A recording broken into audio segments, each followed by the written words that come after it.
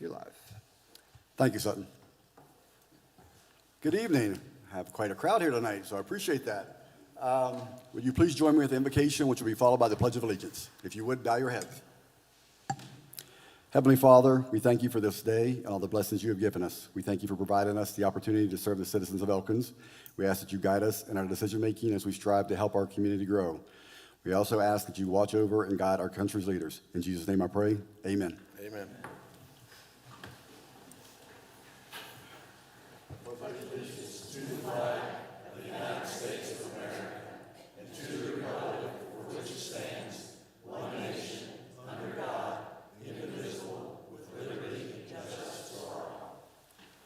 Thank you. I will now call the Elkins Common Council meeting to order and ask our city clerk to take roll. Councilor Ross Fregonera. Here. Councilor Chenoweth. Here. Councilor Kwanzo. Present. Councilor Friddle. Here. Councilor Guy. Present. Councilor Higgins. Here. Councilor Hinchman. Here. Councilor Lowther. Here. Councilor Parker. Here. Councilor Vest. Here. You have a quorum. Thank you. We have three agenda adjustments, which we will address later on. And we're getting ready for public comment. But before we do, I want to remind people public comment is not an interactive conversation. You're allowed to present. And due to the number of people here, we're going to actually limit people to 5 minutes. So please be respectful to everyone's time, if you could. So I'm going to say who's first instead of is anyone here for public comment?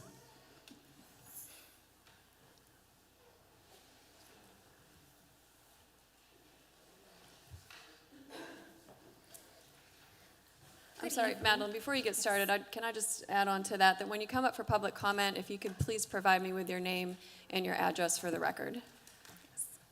Good evening, members of council and City of Elkins administration.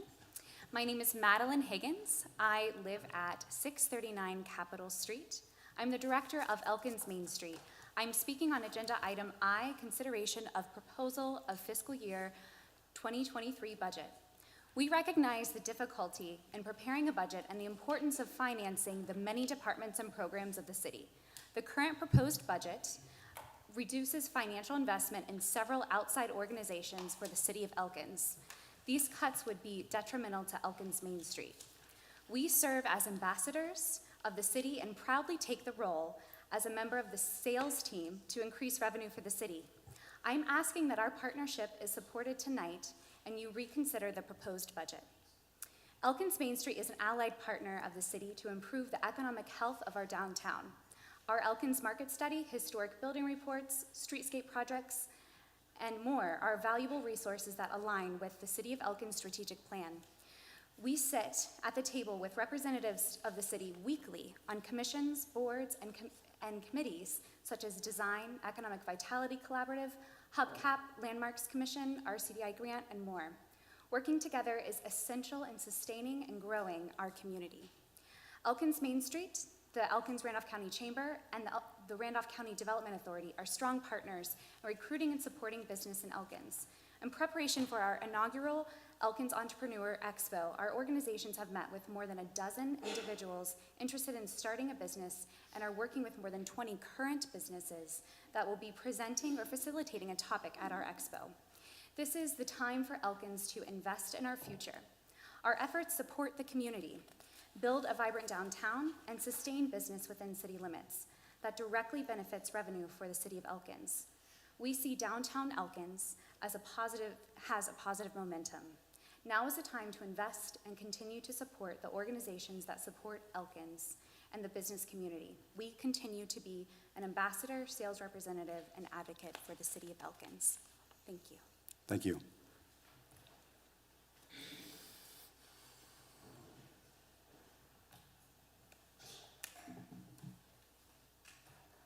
Good evening, members of council and City of Elkins administration.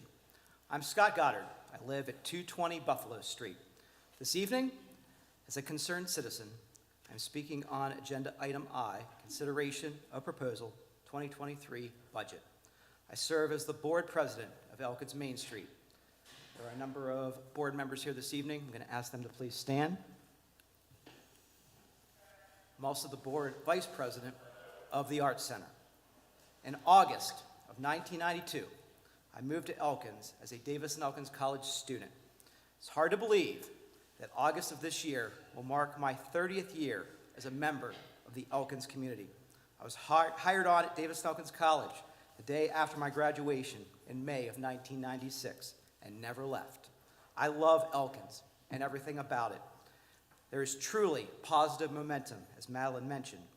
Highlights include the Taylor Hospitality and Woodlands revitalization of the Tigard Hotel, the current purchase agreement to restore the Wilt Building, riverfront development, mountain bike and running trail development, a refresh of the farmers market, the renewed focus on the arts with the Augusta Heritage Center, Davis and Elkins College, the Arts Center, Old Brick Playhouse, and others. And yes, Big Timber Brewing's move from their current location into the downtown. Happy St. Patrick's Day, by the way. As you navigate the tough conversation tonight about the 2023 budget, please consider it as an investment in a vibrant and welcoming community, one that will attract a solid workforce in all industries, especially in education and healthcare. The spirit of collaboration is at an all-time high through many of the nonprofit organizations funded by the City of Elkins. By everyone working together, Elkins will reach new heights and will become a go-to place in West Virginia to live, work, and play. Thank you so very much for your time and attention. Take care. Thank you, Mr. Goddard.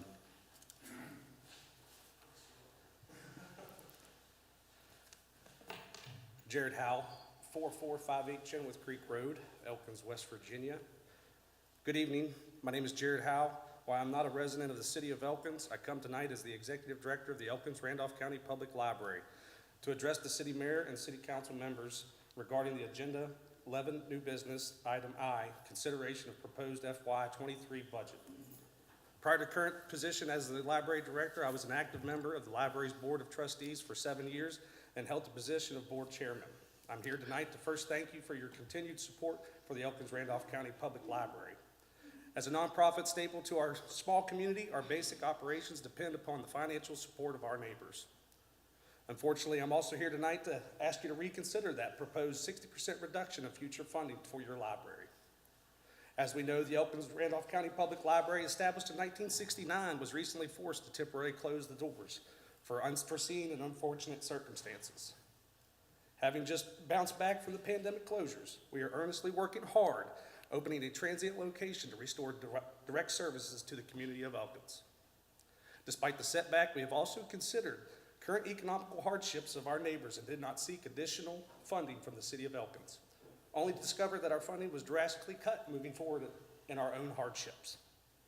I come here tonight to remind and incite. I want to remind the mayor and city council members tonight that a reduction in funding of the Elkins-Randolph County Public Library equals a reduction to the impact that the library will have on individuals within our community. All community members will be negatively affected, both those young and old, those who are insightful and those who are experienced intellectual challenges, those who are affluent, and yes, but most devastatingly, those that are indigent. The library is the largest facility of resources available in Elkins, and more than 3,000 patrons utilize the services each month. We are a fundamental access point to literacy, education, technology, historical artifacts, children's programming, and we offer a safe environment for the community to meet, to learn, and experience. Again, many citizens benefited from our services simply would not have the means to access these resources in the absence of our library. I want to incite you tonight I want to impel you as the mayor and members of the city council members to fervently evaluate the proposed budget, not only as a monetary balance across the board, but I ask that you collectively and thoroughly review the impacts of the financial decisions to be made, not only to the individual entities, but on the community as a whole. Currently, the city of Elkins makes up 12 to 13% of the library's operational budget.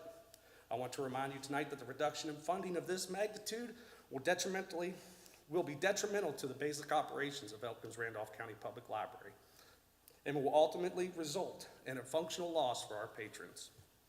I want to incite you tonight to stir up a discussion about what a 60% budget cut would do to your library.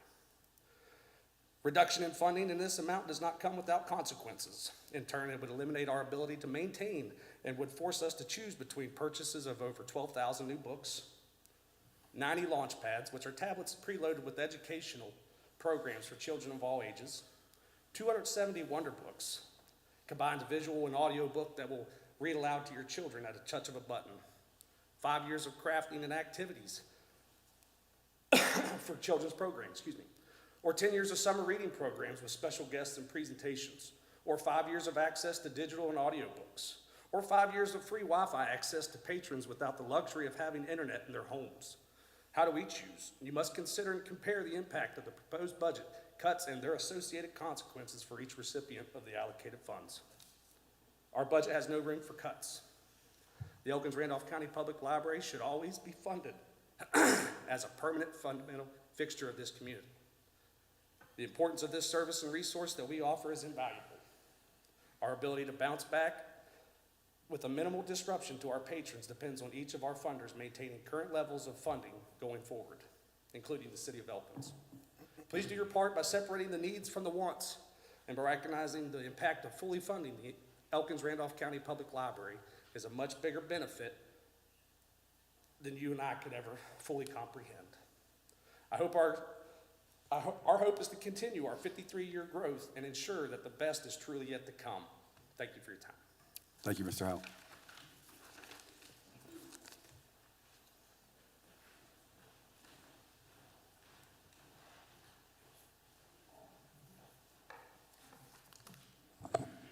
Good evening. My name is Robbie Morris, Executive Director of the Randolph County Development Authority. I live at 131 Castle Rock Drive in Elkins. I appreciate the opportunity to speak this evening on the 2023 City of Elkins budget proposal. I appreciate, as do all of the members of the Randolph County Development Authority Board of Directors, appreciate the task that you have before you in setting a budget each fiscal year. This evening, we respectfully request that you restore the funding from fiscal year 2022 into the fiscal year 2023 budget. In the strategic plan for the City of Elkins, item 5C calls on annexation and revenue goals for the City of Elkins.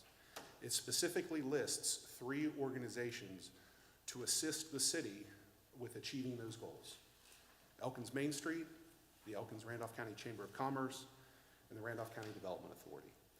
All 3 of those organizations that are proposed to be cut for fiscal year 2023. Some of the goals listed within that strategic plan goal include promotion of sites. The Randolph County Development Authority to date has invested over $10,000 in a GIS platform on our website to promote commercial land and buildings, not only for Elkins, but for Randolph County.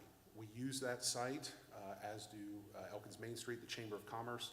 I've always opened it up to the City of Elkins, Randolph County Commission, any other organization that would like to link to that and list sites so that we can promote the available properties that we have within the county. Broadband growth. We currently have numerous projects that are either underway or applied for, and the funding looks promising for long haul, middle mile, and last mile deployment of fiber optic cable to residents and businesses in Elkins and throughout Randolph County. Annexing property is another goal. Before you tonight, you have the second reading of an ordinance from the request from the Randolph County Development Authority to annex property for our 74-acre industrial park that we have invested over $346,000 to date and have hundreds of thousands of dollars left to invest to make that property viable and developable for additional businesses. The industrial park itself is made possible through the City of Elkins doing away with the B&O tax on manufacturing so that we can build this industrial park within the City of Elkins and still make it viable property for businesses to develop. Increase in population and increase in businesses is an implied goal of this strategic plan. Here I have the opportunity guide, the official guide to opportunity in Elkins and Randolph County. This is a 64-page magazine that has been distributed throughout the country in both digital and print form to recruit businesses and recruit citizens to the City of Elkins and to Randolph County. In this magazine, we promote many of the things that you are proposing to cut: the Art Center, the library, public transportation, and others. We are working to bring businesses here with the other two entities that I mentioned through the Elkins Entrepreneurial Expo, a collaborative effort amongst many businesses within Elkins to bring businesses mainly to downtown Elkins, but also throughout Elkins and Randolph County. We currently have a grant application for $5 million for an overall project of $8.2 million to bring an event and conference center into the rail yard. The rail yard itself, a development that either contains businesses that were not, were in buildings that were nonprofit, therefore non-taxable, or were outside of the city limits and have come into the city limits. We've developed the current industrial park, rail trail connector, depot, railroad bridge, making tourism and other amenities like that possible. The money that you give the Randolph County Development Authority, the investment that you give us, helps make all these things possible. During the Finance Committee meeting, we were asked, or it was suggested that the City Council should request from the different organizations that you fund, spell out how you've spent the money and how you propose to spend the money. We did that. On February 21st, 2022, I submitted a 5-page letter to the city for consideration, explaining everything that we have done and everything that we plan to do. I agree, it's a great idea. To the best of my knowledge, the vast majority of the organizations here today do that each and every fiscal year, along with audits and financial statements and explanations of how we spend the money. Also, during the Finance Committee meeting, it was mentioned that the city of Buchanan gives $0 towards outside organizations. While it may be true they do not fund as many as Elkins, they do. One part of the reason for that is they don't classify certain organizations as outside entities. They consider them strategic partners to the city that provide services to help them accomplish their goals cheaper than what the city itself could do it. For example, they give money to Create Buchanan, which is very similar to our Elkins Main Street. They give $25,000 to the Strawberry Festival, and they give $45,000 to the Upshur County Development Authority. I'm not here this evening to ask for $45,000 from the city of Elkins for the RCDA. $13,500 that we have been appropriated the last couple of fiscal years is greatly appreciated and goes a long way.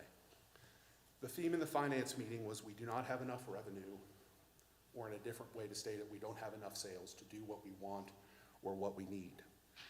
The response to that challenge was to cut the organizations charged or that take great consideration in helping to recruit more revenue generators to the city of Elkins.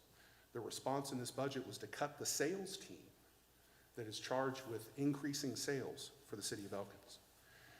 We created a strategic partnership with Elkins Main Street and the Chamber of Commerce to make use of the money that you and the County Commission give us to be used more efficiently and more effectively so that you can get the best return on your investment. We have tremendous momentum in the city of Elkins and Randolph County as a whole from the economic development front. Please do not hamstring or kill the organizations that are working hard to keep that momentum going so that your revenues can raise and the city of Elkins can achieve the goals that is set out in its strategic plan. I strongly implore you to restore the funding to these organizations. Thank you very much. Thank you, Mr. Morris.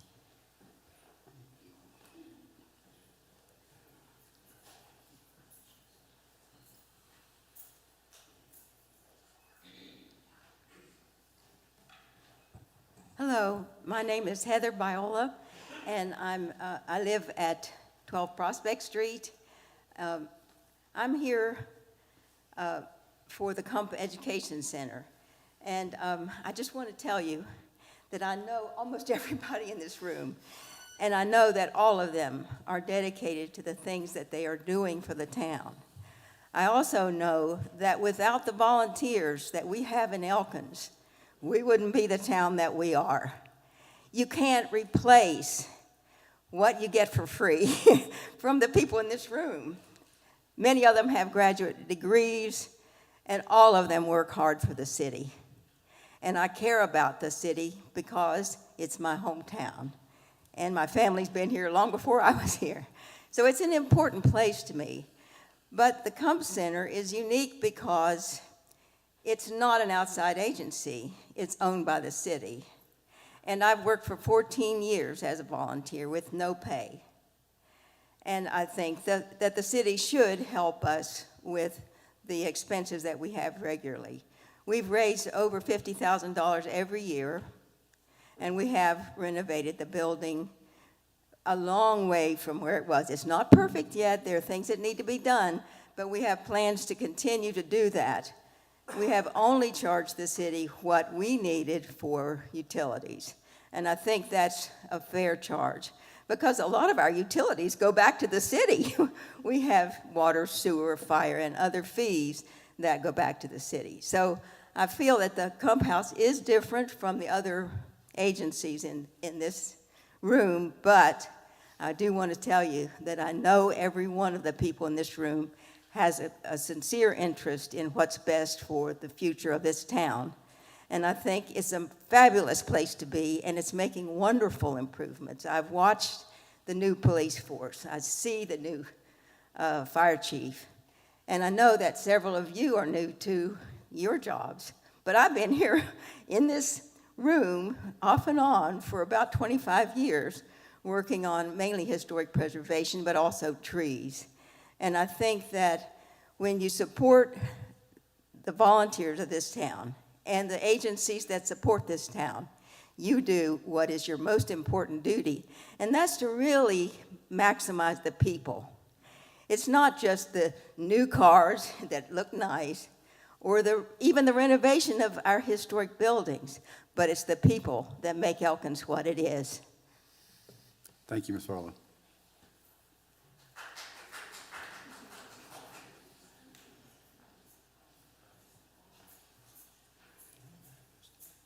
All right, my name's Andrew Carroll. I live at 128 Buffalo Street.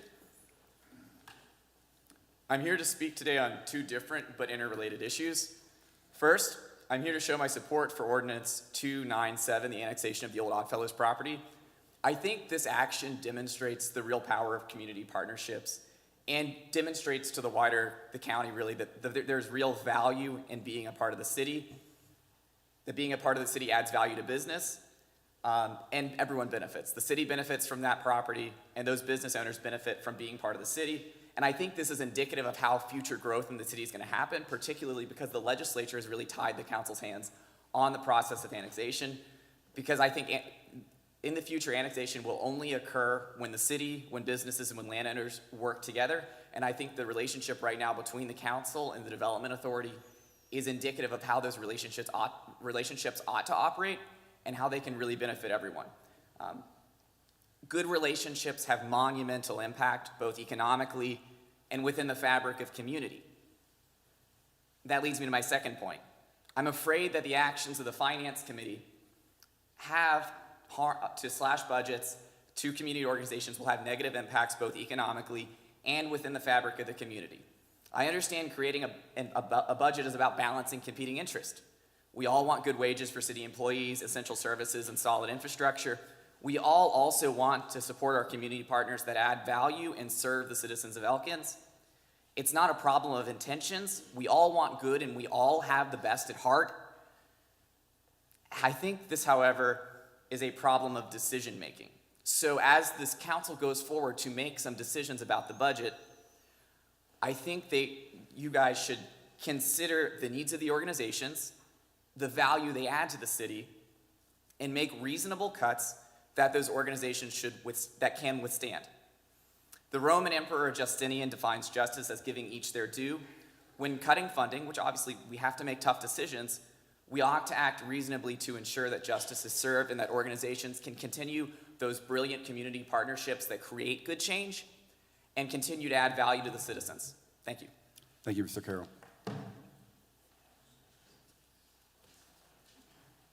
Is there anyone else for public comment? Mr. Mayor, I'd like to make a public comment.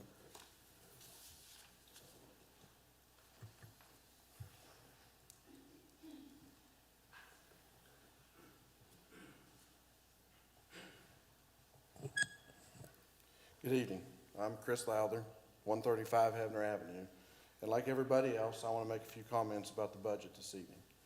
I've been on city council since 2017, but last year my role changed quite a bit. Last year I was assigned to the Finance Committee, where our most recent job has been to provide you with a balanced budget. And before you tonight is just that, a balanced budget. You may not like it, citizens may not like it, but it is a balanced budget. There's been numerous individuals and organizations stand before you this evening asking you to reconsider these cuts. First and foremost, I want to assure you that these cuts were not made on a whim and not made irrationally, but quite the opposite. I myself spent countless hours at my kitchen table working on this, trying to make it work so everybody could get a piece of the funds. Secondly, every individual and organization that stood before you this evening tonight asking you to reconsider these cuts, there's twice as many citizens out there in this town that support this, that see the value in putting the city of Elkins first. And those are the folks that I represent tonight. As a father to a teenage son and a council member in this community, I've learned that there are a few answers to questions that I will not accept. As a father, I will not accept "I don't know" as an answer. As a council member, I will not accept "we've always done it that way" or "that's the way it's always been." We must always consider change to survive as a unit. So moving forward tonight, I'd like to ask this council one thing. Leave all emotions, feelings, and ties to these outside organizations out of this discussion and do what is right for the city of Elkins. Thank you. Thank you, Mr. Lowther. Is there anyone else here for public comment tonight? Thank you. Okay, I'm looking for a motion to accept the minutes from the March 3rd, 2022 meeting. Motion to accept as presented. We have a motion. Any comments or discussion? If none, all those in favor say aye. Aye. Those opposed, nay. Motion carries. Under correspondence and notifications, you have issued building permits, treasurer's report, and external affairs 2021 annual report. Any questions or comments? If none, we will move down to a presentation from Davis-Elkins College President Chris Wood.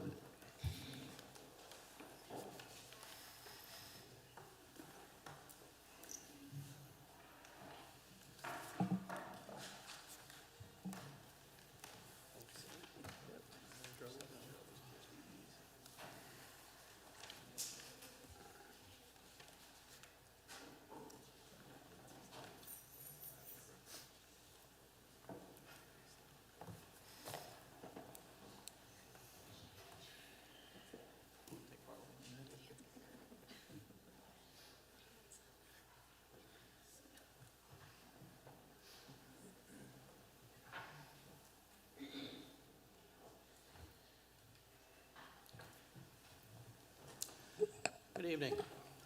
To the city administration and council members, thank you for this opportunity. I'm very grateful.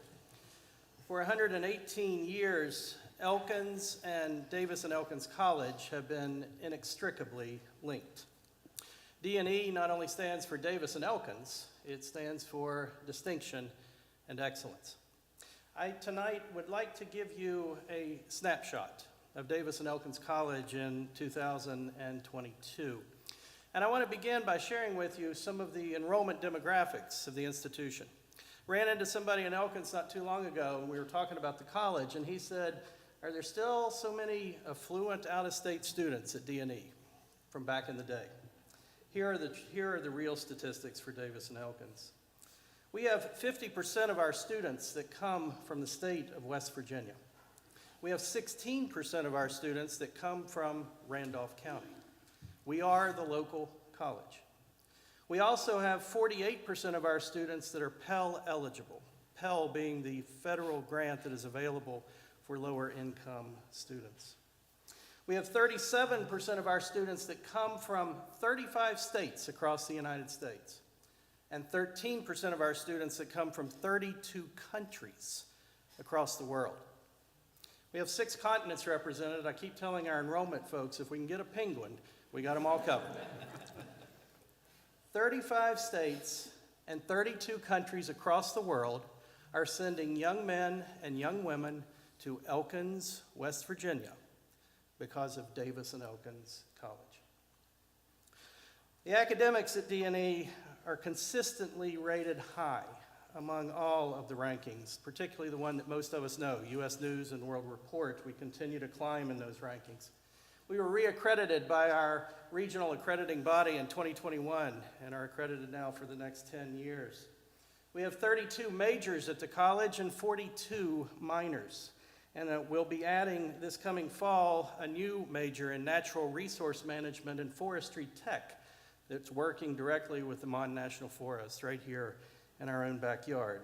And we have also added an undergraduate track in special education to meet the needs within our community. As far as cost goes, if you're having lunch or dinner at Scotty's, check out your menu.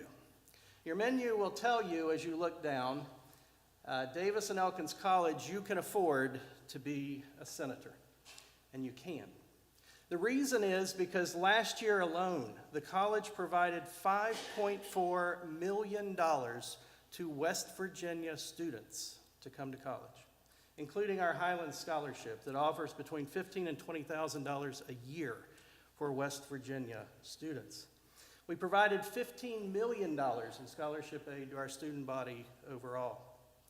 West Virginia students can attend Davis and Elkins College for a comparable price to any of our state institutions. So the next time somebody says to you, as they often do to me, I wish I could have come to D&E, or I wish my child could have come to D&E, but we could never afford it. If they're going to WVU or Fairmont or Glenville or any of the other state institutions, tell them they can come to D&E for approximately the same price. Check it out. Come to Davis and Elkins Financial Aid and give us a chance. As far as the physical plant at D&E is concerned, we have invested over the past 5 years $12 million in construction, renovation, and in deferred maintenance. I'd love for people to come up to me in Elkins, as they often do, and they say the campus looks better than it's looked in years. That's a compliment, particularly to our facilities folks. We have awarded much of that $12 million to local contractors as well. We have approved on campus a new master plan. The last one that was done was in 1970. It was time to update, and it's an aggressive campus master plan. Phase 1 has been completed, a $7 million addition to the Miles Center for the Arts. And the next phase now beginning with extensive renovations, a capital campaign that will allow extensive renovations of our residence halls and the construction of a new residence hall on campus.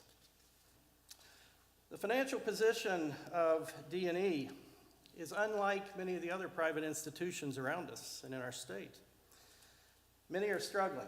Some of you may know that an institution in Parkersburg just this past December closed its doors. Ohio Valley University and many across the country are doing the same. Davis and Elkins' financial position is healthy. We are debt-free as an institution as a result of the Secure the Future campaign we finished in 2018, raising $101.4 million in gifts and pledges and estate commitments. As I often say to our faculty and staff, don't confuse financial health with our Swiss bank accounts overflowing. That is not the case.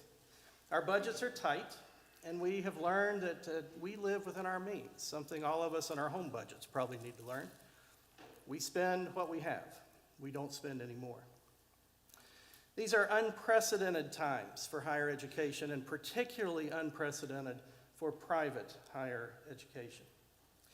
For 118 years, we have been here in Elkins, but I would ask all of you, please do not take us for granted as an institution. 118 years of history does not guarantee a future. I often say to our folks at the college, I think of D&E sort of as that little boat out in the stream. And the headwinds are really coming against us. The current is picking up, and it's getting stronger, and it's getting stronger. And the only way that we're going to move forward as an institution is for all of us to get our oars in the water and to be rowing together. And that's exactly what's happening at your local college, and why we are able to move forward, and why we have been able to buck national trends. I sometimes hear folks in Elkins refer to us as the college on the hill. And I get it's up on a hill. Geographically, that is correct. But I really would prefer that we be the college in our community. I think it's important for us at D&E to recognize that we need to contribute to the quality of life for the citizens of Elkins and of the region. And I offer the following to you as some ways that we do that, and I begin with economics. The economic impact, our payroll alone contributes $7 million to the local economy, and $3.5 million this past year simply in vendor payments, much of which went into the local economy. There's additional ancillary economic impact that comes from our students and from other spending, and we're in the process right now of completing an economic impact study so that we can show that vividly. We bring to this community 225 good paying jobs. We bring human capital, beginning with our esteemed faculty, but also with their spouses that come to this community and work in our school system and in our business community and even in our city government. We have our staff and their families, and then we certainly have the human capital of our students. We bring cultural opportunities to this city. The humanities and the arts that are supported through the college make this a unique community, unlike so many others around us. And if you like competition, come watch the Senators. 23 NCAA Division II athletic teams right here in Elkins. And I would add to you, finally, something important that we bring to this community. We bring diversity. We add to the number of people of color within our community. And we bring international students with rich cultures from quite literally around the globe. When I arrived in Elkins in 2016, I began saying to members of the business community that I want Elkins to be the strongest that it can possibly be, because that's good for Davis and Elkins College. And by the way, the stronger Davis and Elkins College is, the better for Elkins. We have a mutually beneficial and symbiotic relationship between us. We, as an institution, are committed to community partnerships. And I want to begin that with the partnership that we offer to you from the Miles Center for the Arts that I mentioned earlier, a gift from our trustee emeritus, June Miles, a $7 million gift because of her vision and her generosity. The Miles Center for the Arts and the renovation of Harper McNeely Auditorium now provides to Elkins and the region the premier facility for not only large events held in Harper McNeely, but now also for conferences, for lectures, for meetings, for banquets, for wedding receptions. The facility that you see on the screens before you can now seat up to 450 in an elegant environment for community needs. It is a community resource. The other community partnerships, we want to talk about immersive learning of our students and the opportunity for internships throughout this community. We want to talk about a recent partnership that was announced with Davis Health Systems, where D&E is now stepping up the number of nursing students that we are training and bringing to Davis Health for the local care that is so critical in our community. We want to talk about partnerships with the Randolph County Board of Education, athletic partnerships where we share joint facilities together, as well as dual enrollment for high school students here to receive both high school and college credit. We want to talk about the Augusta Heritage Center at Davis and Elkins College that brings arts alive in Randolph County and has been for 50 years. We're pleased to announce a new program in cycling, mountain biking, adding to the excitement that's already here in our region for that sport as we bring an NCAA sport and add to that opportunity in this new evolving recreational economy of which we are center. And I would also add in community service, we certainly want to be front and center for all. I can conclude our community partnerships by talking briefly about the Mountain State Forest Festival.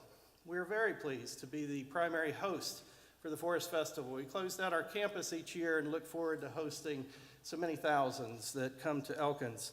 And it's a personal privilege of mine on Coronation Hill to participate in the crowning of Queen Sylvia, something so unique to the town of Elkins.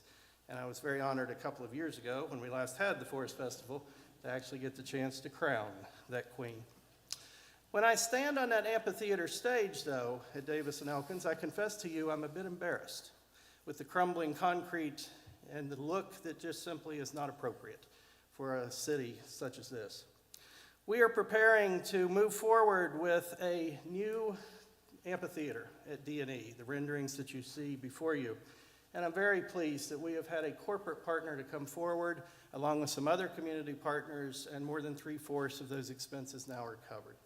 You all do have a grant application from us, from your ad hoc ARPA advisory committee, and I do hope you will consider supporting that. With that support, we can move forward.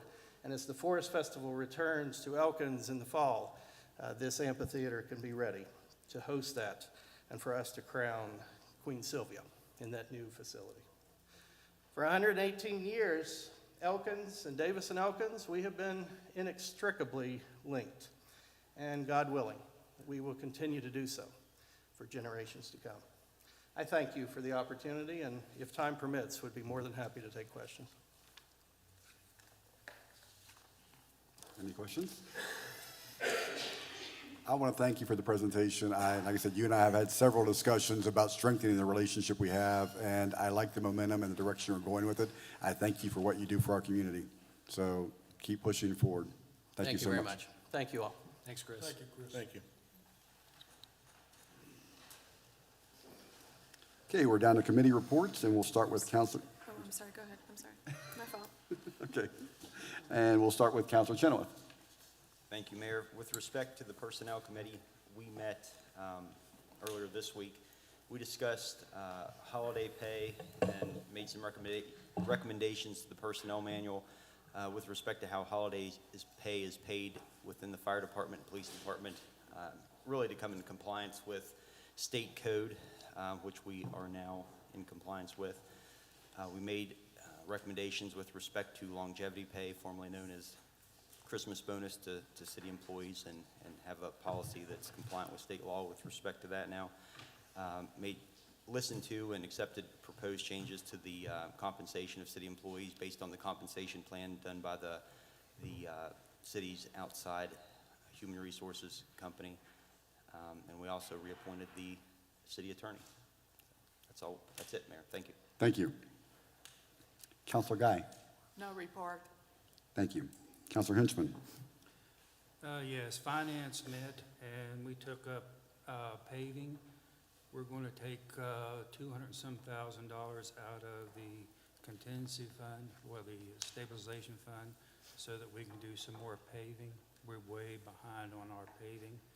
We started with the contribution from the outside, and due to exactly what we heard, 3 of us discussed it heavily with the strategic partners, how to cut them or not to cut them, and then also to look at the value of what they give to the city. And we moved on to discussions, and we couldn't do it. So we picked it back up. We had another spatial meeting call, and we picked that back up, and we went over the budget, and we also went over a Homeland Security grant for the fire department and also for the police department. We looked at an ARC Power grant, and we looked at an RACD grant, and then also creation of a fund for the fire department, which kind of separates them. Then we went back into the budget again, and we had a lot of discussions. We come up short in many areas on the budget. So we had $52,000 left, period. So the consensus was that the magic number was 60% cut across the board, because no one person was more important than the other. And right now, I would vote against that budget that we put together, but it is balanced. The budget is too important just for 3 people to take up, so it's going to go back to the full council, and we'll make some hard decisions, and we'll look at each and every line, and we'll take it up. Next, we had a a special call ARPA meeting, which we worked on wastewater systems. After getting in there, we have some more need for that particular area. We worked on an Elkins Parks request, and we'll vote on that. And also Davis Health Systems had a request in, and we'll vote on that tonight. Thank you, sir. Next major meeting is the Monday, the 22nd, or Tuesday, the 22nd for ARPA. Thank you. Councilor Friddle. The Special Hiring Committee has completed their work, so I have no reports. Thank you, sir. Councilor Higgins. I have no report this evening. Thank you. Councilor Lowler. Parks met last evening. The commission decided to approve $40,000 for the Elkins Babe Ruth Bleacher Project. I'm pleased to announce, as of this afternoon, the county commission has also voted to fund $40,000 toward that project. The Elkins Babe Ruth organization has an ARPA application in, and they're requesting the additional $53,000 from the ARPA funds. We have a vacancy in the commission. Mike Kearns has completed his term and is moving to Idaho to be closer to his children. So if you know anybody that wants to get involved with the Parks and Recreation, there's a vacancy on the commission. At the Phil Gaynor Center, last evening we decided to reduce the rate of the commercial kitchen rental. There's a lot of restaurants trying to open up in this area, and the need for commercial kitchens, we all know, a commercial kitchen is very expensive. So we reduced the weekday rate down to $75 Monday through Friday, and on the weekend days, it will be $100 for rentals. And that's all I have. Thank you, sir. Councilor Bros-Verganera. The Planning Commission met last week, and we made all the final tweaks to the draft ordinance. We were very excited about that. Now we are just, we have the second vote for the annexation of the property, and then we need to bring that to the County Commission for them to give their blessing. Once we have that in place, then our land use map will be correct. It'll be proper. So we hope that once the map is redrawn and those last edits are in place, we will be coming to council with the final draft ordinance. So we're very excited about that. I imagine within the month or so, we should have that. And rules and ordinance, this month's meeting was, we decided not to meet because we were waiting for one of the members to come back. And so we will be meeting in April. Thank you. Thank you. Councilor Kwanzo. Thank you, Mayor. There has been no meeting since I have been gone and returned. I believe Councilman Bros-Verganera reported last week because I got to watch it on television. That was so exciting. And our next municipal properties will be April the 30th at 9 a.m. Thank you. Thank you. And I have to say happy birthday to Councilor Vest. Thank you. Yeah. Thanks. Do you have any reports? No report. Thank you. Councilor Parker. Yes, sir. We had a productive public safety meeting. First of all, we had quite a thorough code enforcement update and progress report. We have 3 properties that we want to demolish by the end of this fiscal year, which we intend to demolish by the end of the year. We've had some delay. The contractor we chose for the first job has had COVID-related delays. He's had a lot of illness in the workforce. So we are moving on to alternate contractors for the second and third properties. I think we are where we need to be with regard to asbestos abatement, testing, and plans for remediation prior to demolition. and we're in good order on the legal steps too, I believe. Am I misspeaking? No, you're correct, Counselor. That's where it's Thank you. moving. Thank you. So we're ready to rock and roll on those. The other items that we dealt with largely were grants, one of which we've recommended come to the council this evening. It's more of a contract than a grant, really.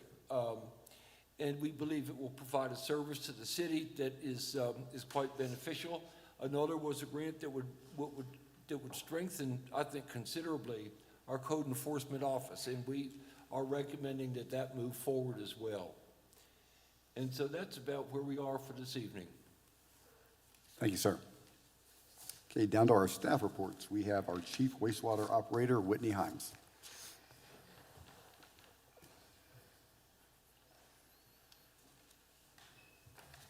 Oh, good evening. I'm back again. So,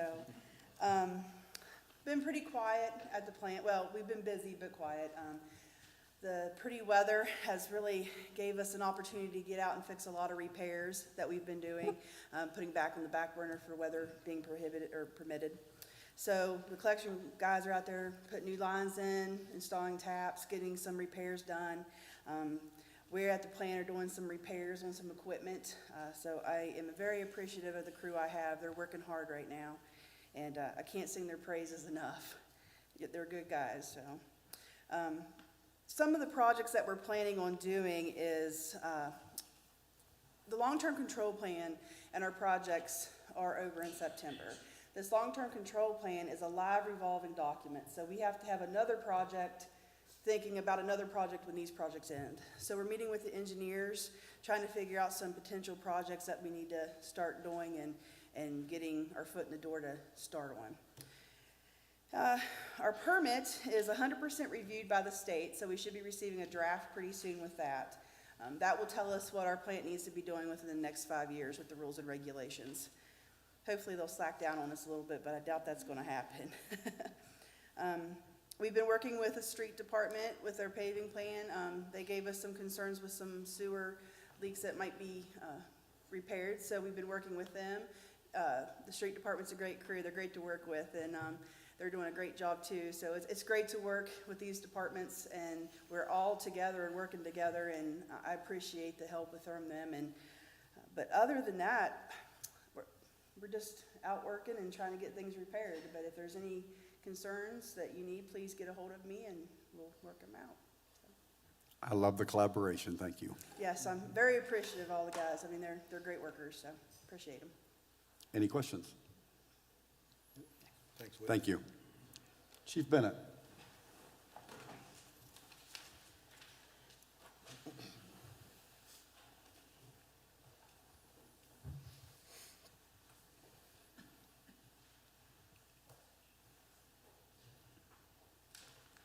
Council, Mayor, good evening. First, I'd like to pass on the appreciation from Sheriff Elvin for the decision to turn over the two 2013 Interceptor vehicles to the Sheriff's Department.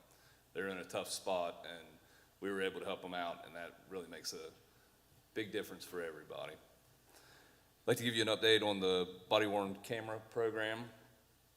I received an email today that our entire packet and policy that we had submitted for approval was approved. I will also be on a webinar on the 23rd regarding the disbursement of the funds from that. So in short order, we should be able to get those on the way and get them implemented. So that makes me very happy. The only other thing that I want to report on is we have recently seen a little bit of an increase in some serious fraud and scam cases in our area. While this is something that we see quite a bit with outside calls from outside the United States and things like that, these are a little more insidious from what I can gather. While they might be initiating outside the state and outside the country, there are also locals in our area that are working with these people. From what we've seen, we have people calling and acting as representatives from financial institution fraud departments. They'll call and say, I'm from so-and-so bank, I'm from the fraud department, you have a problem with your account, and then get that person's information. We're seeing them take control remotely into people's computers, empty estates, empty bank accounts, and this is honestly mostly targeting elderly folks, which makes it even worse in my eyes. But we're not talking about small amounts of money either. These are not the $500 or $1,000 cash calls and then they're gone. We're talking cases that are reaching hundreds of thousands of dollars. We had one last week that prior to our involvement in it, our best estimate is between $75,000 and $100,000 the Elkins resident paid one of these people. When we became involved was after that woman had sent a $48,000 cashier's check to Florida that we were able to stop and recover and at least get that portion of it back. So I stress, and I would like to thank Sutton for, on a moment's notice, getting a press release out about this to help warn people about this. But I would stress anybody who gets a call from a financial institution that has anything to do with their money to hang up and call a number that they know goes to their bank or their financial institution and confirm that everything that's going on is the truth before they do anything or give anybody control to anything, before they download any apps, before they give anybody access to any of their devices. That's all I have unless anybody has some questions for me. Yeah, I wanted to say something, if I may. Yes, sir. So in my job, US Cellular, we're kind of on the front lines. We see a lot of that stuff. And unfortunately, we've been involved in taking off the remote PC software that scammers are using to infiltrate people's devices. And soon, I believe at the end of this month, we are actually partnering with the Senior Center to teach a class and kind of talk about the way these perpetrators, initiate and ultimately, get away with their crime. And then, of course, just some smartphone fundamentals, but I'll get back to you with an absolute date, and maybe that would be something beneficial for Thank you. the whole community, really, so. Yes. One portion that I left out of that I'd like to get out there too is when I said that there were people local working with this, what was going on was these people were calling and they were setting up hand-to-hand exchanges with local people to where they would have the victim meet them somewhere and hand them over cash, acting as fraud department agents for that bank. Never, ever, ever will any financial institution tell you to meet them somewhere that's not their facility to hand over money. Okay? These are typically money mules that take a percentage of the money and then pass the rest of it forward. Thank you, Chief. Thanks. Mr. Sampson.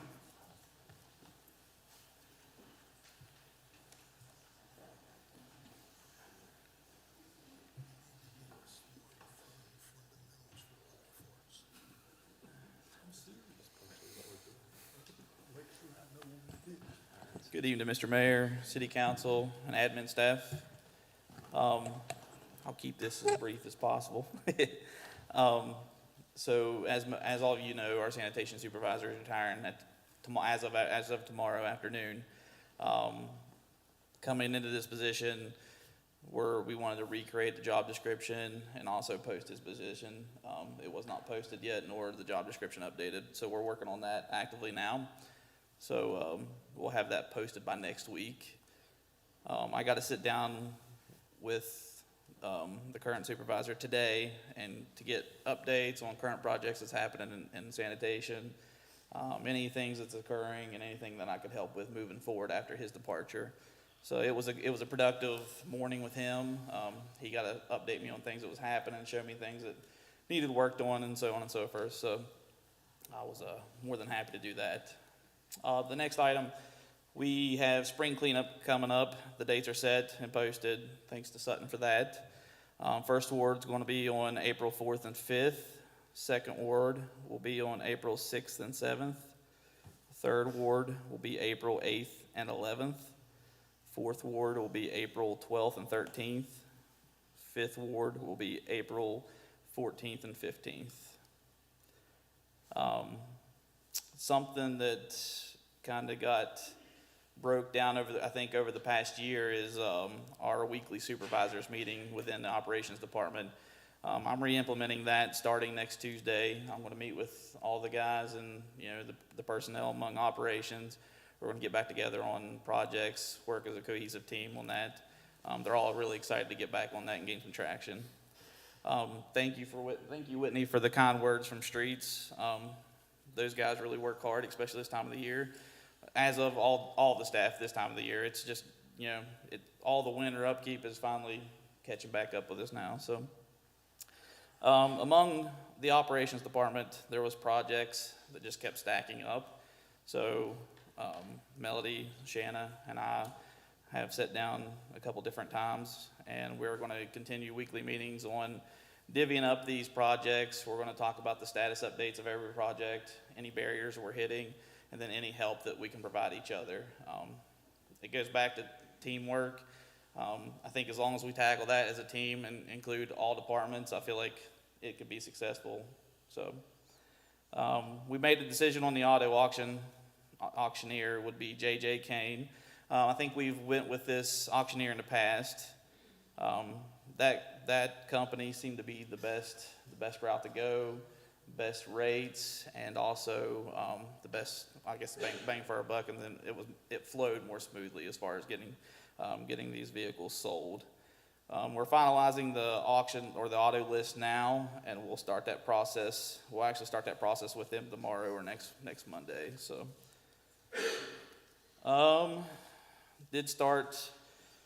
since we're wrapping up the general funds budget work, I did start the sanitation budget. That was next.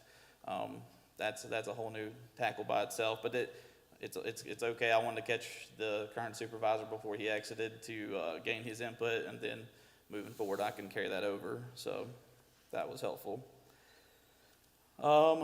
As far as talking about streets department, I plan on actually spending a lot of time with them next week, driving throughout the city with the supervisor. He's going to show me breakdowns within the city, infrastructure, streets, things that need worked on, so I can add that to my project list.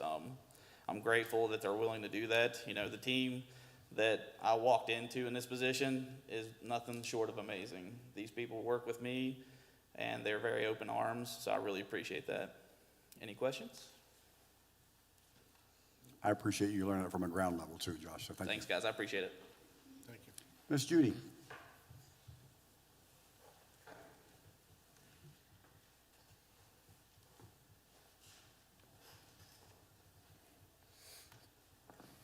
Good evening. A couple things. I heard today from Austin McVeigh at the State Auditor's Office regarding the police and fire potentially participating in Social Security. They've heard from the Social Security Administration and everything is good to go. So now the next step will be they have to notify the voting members of the police and fire department 90 days ahead of time. We're looking for a vote hopefully by the end of June to take place. And just as a reminder, that is a one-time only vote.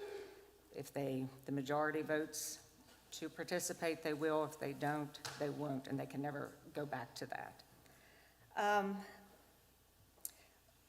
On the agenda tonight is Resolution 1507. I spoke with the State Auditor's Office about creating a new fund for the fire department. Because they operate solely on the fire fees, it would just be a much cleaner way to handle that within the city, and I hope that you would approve that change. And the fire fees, or the fire department, is not in the general fund budget for tonight as well. We should have our audit results within the next week because they're due to the 24th to the federal government as well as to the state.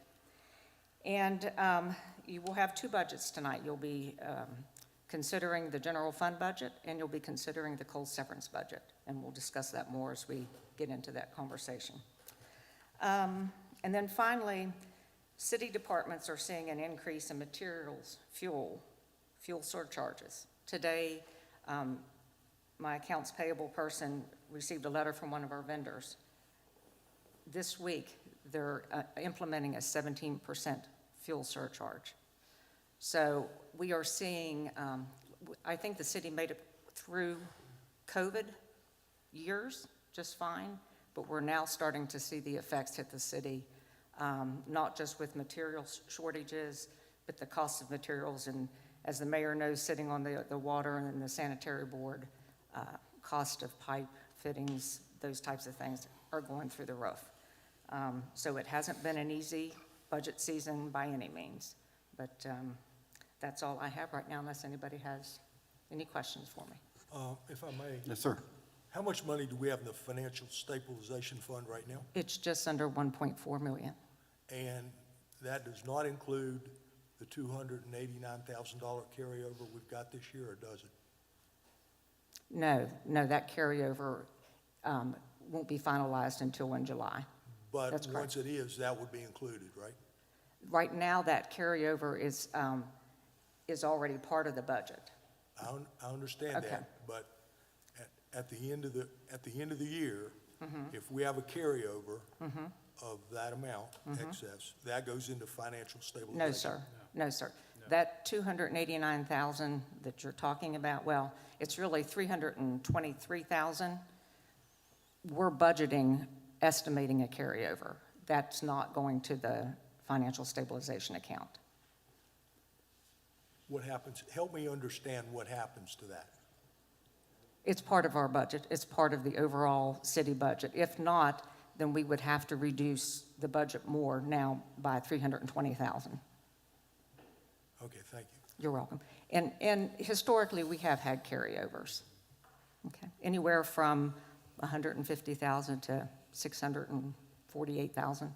Yeah, I went back through the last, I think, 10 years of budgets, Mm-hmm. and there was significant amounts. Yeah, we had the one when we first started with the sales tax. I think you were on that finance committee. We really were very cautious, not knowing what we would get. So that was probably our largest one. Yes, sir. You're welcome. Anybody else? All right, thank you. Thank you. Chief Himes.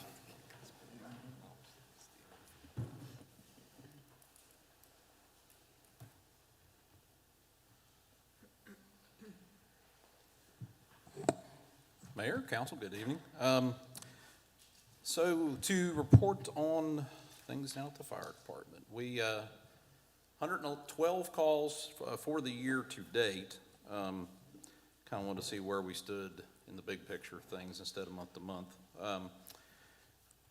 The guys responded Saturday night in our freak snowstorm to a rather difficult extrication. A couple gentlemen decided to roll their truck off of one of the power line right-of-ways on Laurel Mountain, about 225 feet off the roadway. So your numbers look really bad whenever you're out there working during daylight savings time. We lost an entire, I'm like, there's no way we've been here 2 hours, you know? We weren't. At the last council meeting, you all approved our application to State Farm Insurance on a community assistance grant. I am sad to report that before we could get that approval made, the grant closed. Apparently there was at least 4,000 people out there with their finger on their mouse to make that submission. So that was going to be used for the thing I'm going to talk about next. Since daylight savings time was this weekend, and I'm glad to have an audience to give a little fire prevention tip to, is with smoke alarms. We've heard for years and years and years that when you change your clocks, change the battery in your smoke detectors. Well, I'm going to bet that everybody in this room didn't change their clock this weekend because your smartphone did it for you. So, some statistics that I pulled from the last NFPA smoke alarm and home fires report, and it lines right up with some of our own local statistics, that almost 50% of home fires in the U.S. did not have a working smoke alarm, okay? Almost half. 24% of those may have had a smoke alarm, but it had a dead battery in it. So again, our smartphones have made us less careful about our own survivability.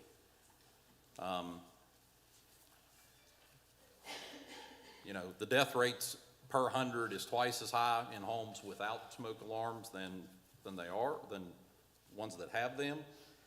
And, you know, so 2 out of every 5 deaths nationwide is because of a non-functioning smoke detector. So please go home tonight and check your smoke detector. Thank you. I always appreciate your tips, Chief. Any questions? Thank you, sir. Ms. Sutton. 2 quick announcements. Our Riverfront Task Force group is working with GIA consultants for the design plan. And part of that process will include a stakeholder meeting and a public meeting, which are now scheduled for April the 14th. So I'll be sending out some more information about that soon. And our Elkins area Shared Trails group will be having some small group meetings. I believe they're next week, and then a larger group meeting in April. And one of the things on your agenda this evening to consider is a grant application that would help support the initiative of creating more trails in the area. And that's all I have, unless anybody has any questions. You may want to tell them that that's also going to be a biking trail. Oh yeah, shared trails, biking, hiking, cross-country skiing, anything you can think of, almost anything. Not motorized vehicles. Thank you. Ms. Roberts. Thank you, Mayor. Just real quickly, the legislature completed its regular session last Saturday, and the one bill that I've talked to you all about several times, and those of you that were able to attend the meeting when the mayor had invited Auditor McCuskey to come and talk about one of the bills that he was very supportive of. In fact, it was his idea, I believe, that became then bill introduced. The Senate Bill 552 did pass. It will go into effect 90 days from passage. And the thing that will be most beneficial to the city is it's totally overhauling delinquent sales tax, real estate sales. I know all of you that have heard me talk about this and how complicated that gets with dilapidated and vacant properties. It's going to be revamped.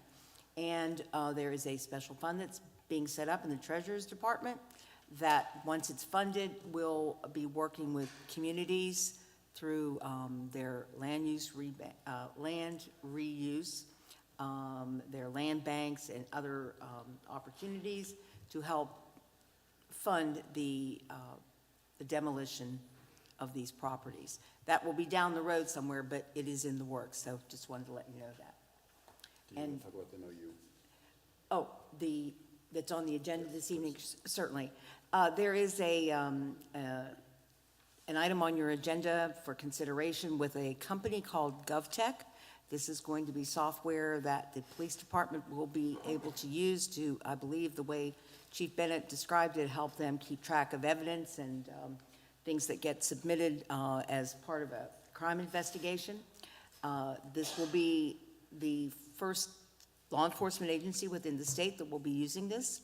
And I've reviewed both the contract and the licensing.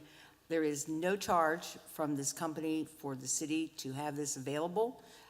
Somewhere down the road, if it's something the city is interested in, certainly that would be a possibility, but it is a new software that's out there that I believe both the mayor and the chief have looked into this and believe it would be most beneficial for law enforcement. So when we get to that, if you have any other specific questions, I'm certainly ready to answer those. Thank you. And some background also on that is 22nd Century Solutions is the company that has this software, and they would like for Elkins to be a test bed for a lot of their applications going forward. So we actually get to test it for free before they push it out. Okay, down to the approval of vendor invoice payments.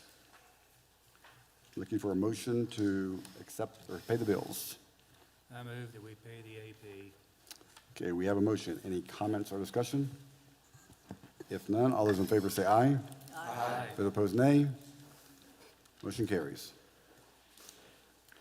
Under new business, ordinance 297, an ordinance of the Common Council of Elkins, West Virginia, pursuant to petition filed by Robert L. Morris Jr., Executive Director, on behalf of the Randolph County Development Authority regarding certain tracts of real property in Leedsville District Randolph County, owned by the Randolph County Development Authority and known and identified as Area 1 and Area 2 on the attached plat, to incorporate and annex such property into the City of Elkins pursuant to West Virginia Code, Section 8-6-4. This is the second and final reading. I'm looking for a motion to accept. I move passage of ordinance 297. We have a motion. Any comments or discussion? If none, all those in favor say aye. Aye. Those opposed, nay. I'm just thankful I don't have to read that one again, to be honest with you. That was a mouthful. Resolution 1501, approving full-time regular employee status and confirming compensation level for W. Rochart. I'm looking for a motion to accept, please. So moved. We have a motion. Any comments or discussion? If none, all those in favor say aye. Aye. Those opposed, nay. Motion carries. Resolution 1502, reappointment of C. Prush to the Elkins Water Board. I'm looking for a motion to accept, please. So moved. We have a motion. Any comments or discussion? If none, all those in favor say aye. Aye. Those opposed, nay. Motion carries. Resolution 1503, authorizing submission of an application for Appalachian Regional Council Partnerships for Opportunity and Workforce and Economic Revitalization Grant. I'm looking for a motion to accept, please. So moved. Question, Mr. Mayor. Can someone explain just exactly what this does? I'd be happy to. Yes. So this is the grant that I mentioned during my report. It's an ARC Power grant. It's for the planning grant. They have two opportunities, a planning grant and an implementation grant. So the intention of the use, if we were awarded these funds, would be to hire a firm that is familiar with creating mountain bike trails, the design of those types of trails.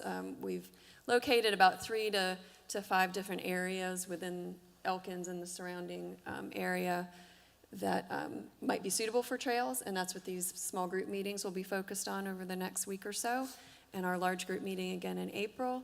And then we'll look at those areas. The OEDC, the Brad and Elise Smith Outdoor Economic Collaborative Education, I always get that wrong, through WVU is assisting with our site review on these areas to make sure that they're suitable.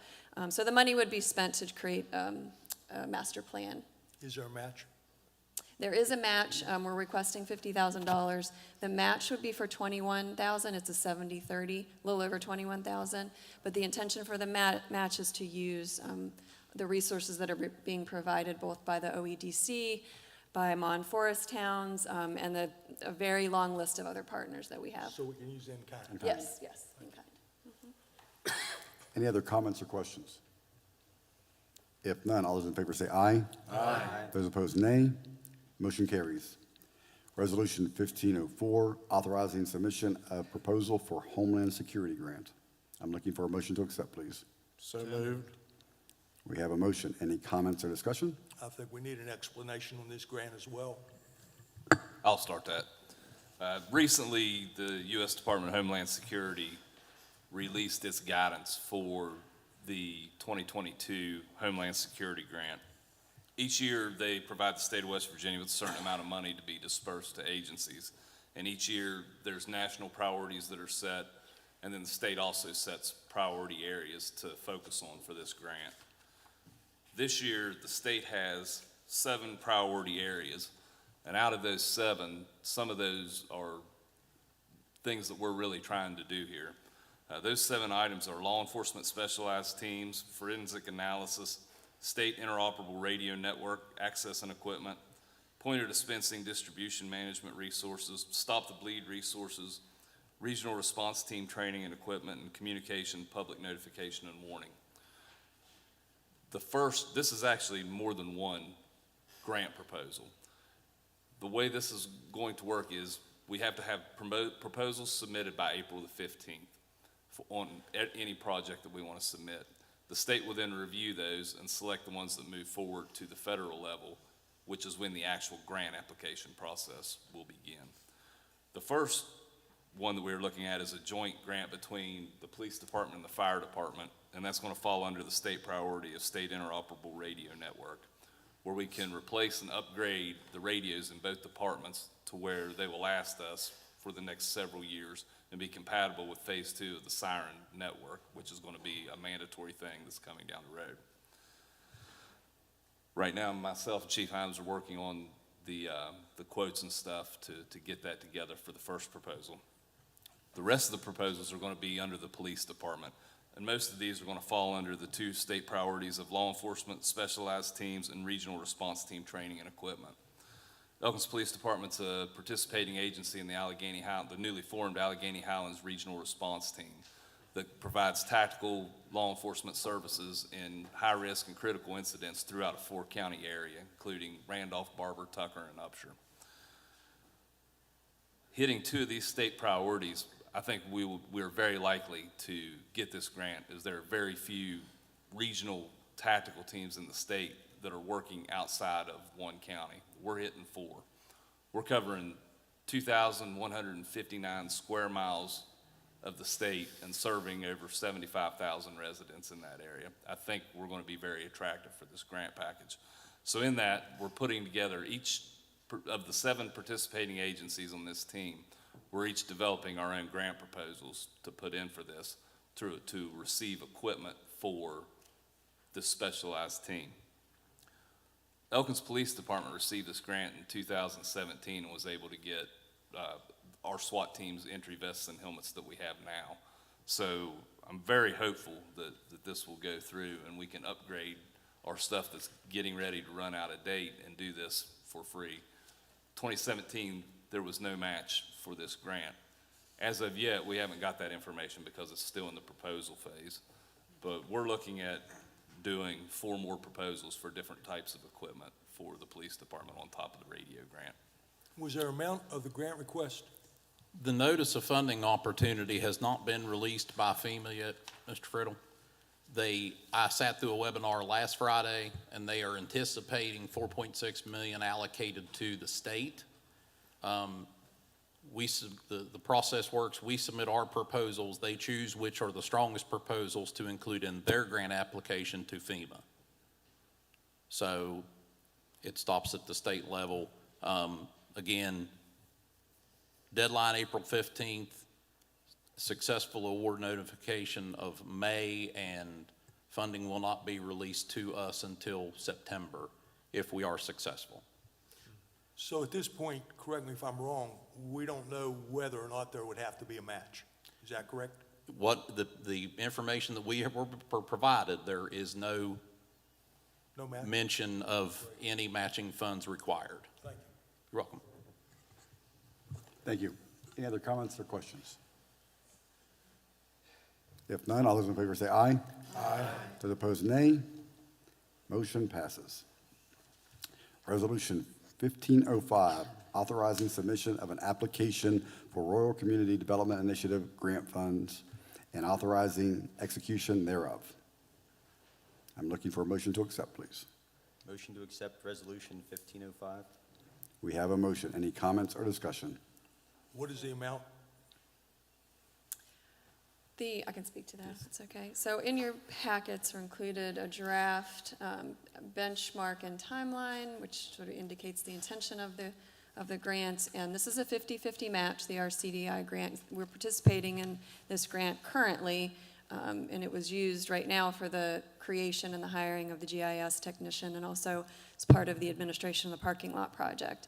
Our new proposal is looking at an additional position in the code enforcement office. And we're looking at, this is a 30-month grant time period. It starts January 1 of 2023, ends June 30th of 2025.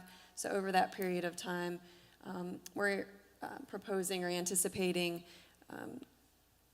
staff would cost around $112,500. That's salary and benefits. So we would split that 50-50. And then we're also requesting $3,000, again, split in half for office equipment, computer, furniture, things like that would be necessary for this position. So the total for the city over that entire time period would be $57,750. Thank you. Can I just?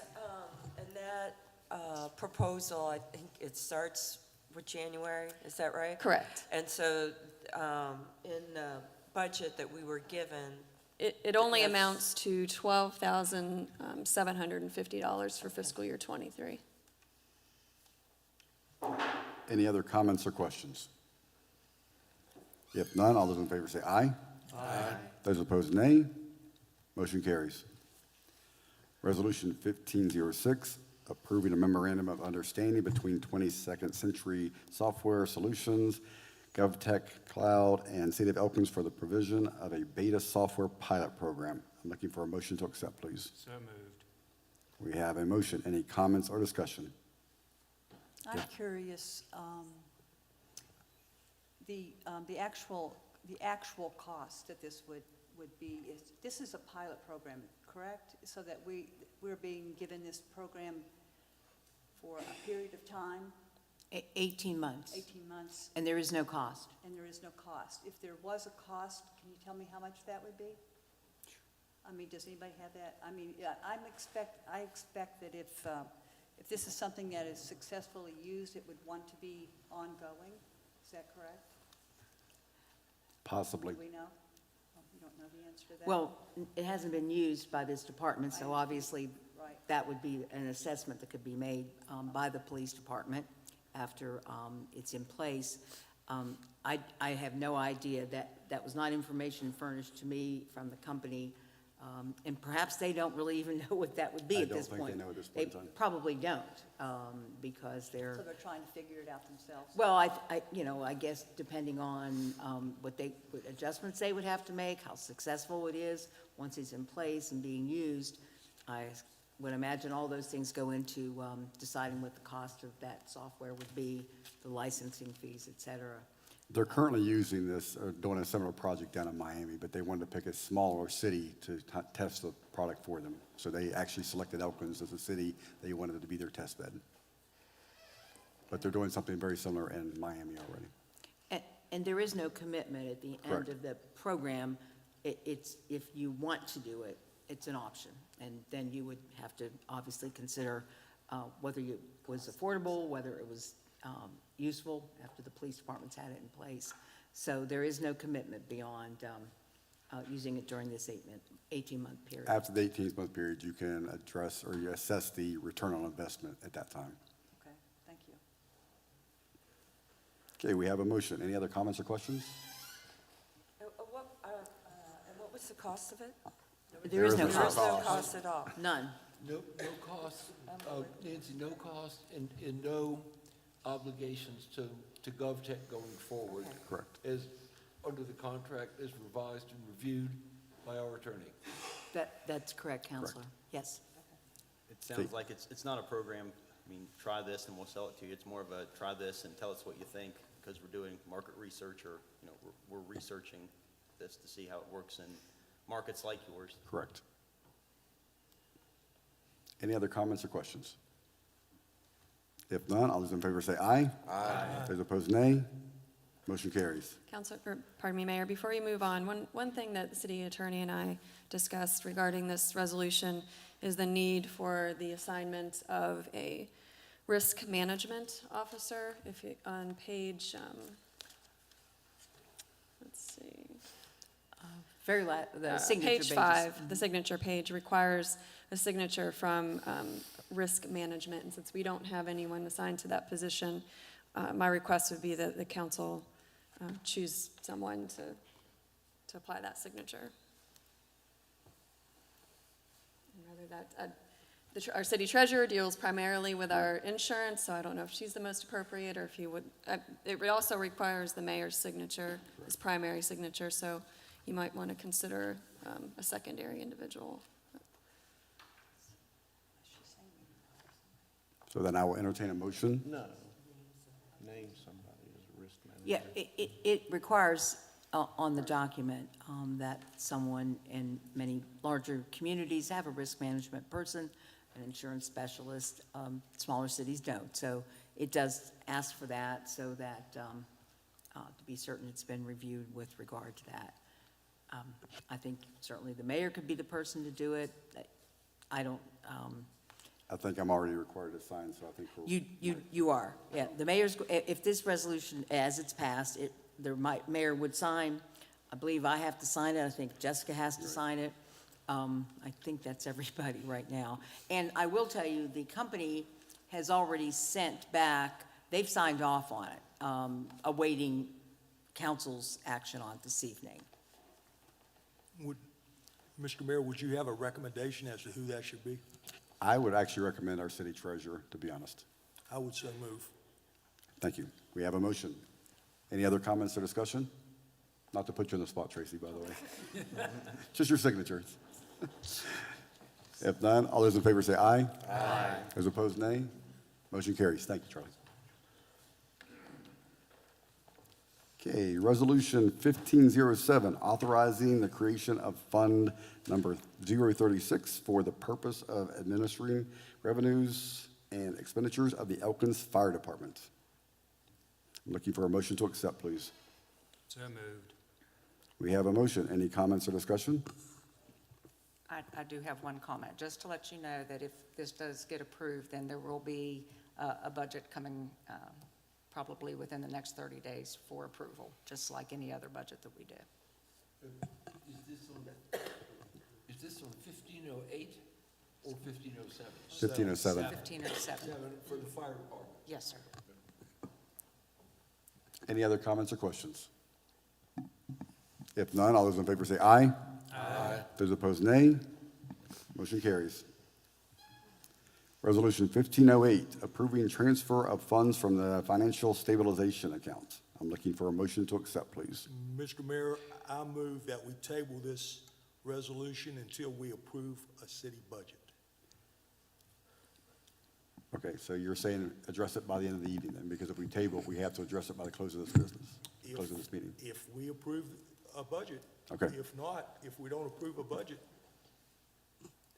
it will carry over, as I understand it. Is that correct? You'll have to take some action later in the meeting, whether that's Yes. approval or postponement, but we can table it for now. But my concern is tabling it, because if we table it, according to Robert's rules, we have to address it by the end of the meeting. So that was my concern with Then that. So, if the budget's not approved, then what we can do is yes, we can go back and address it then. Yes. Right. Yes, sir. Thank you. May I make a comment? Just to make sure we're clear. And Jessica, correct me if I'm wrong, but this is for transferring the $200,000 into the street department for paving in this year's budget. Yes, this is has nothing to do with current next fiscal year's year budget. 22. And if our budget is revised or not approved, then this money would not be transferred from the stabilization fund, correct? No. This is not for, this is 2022 budget. Okay, so what you're saying, 23. help me clarify this, but what you're saying is, that's for this year's budget, that we're gonna take $200,000 out of financial stabilization and move it to paving, correct? Correct.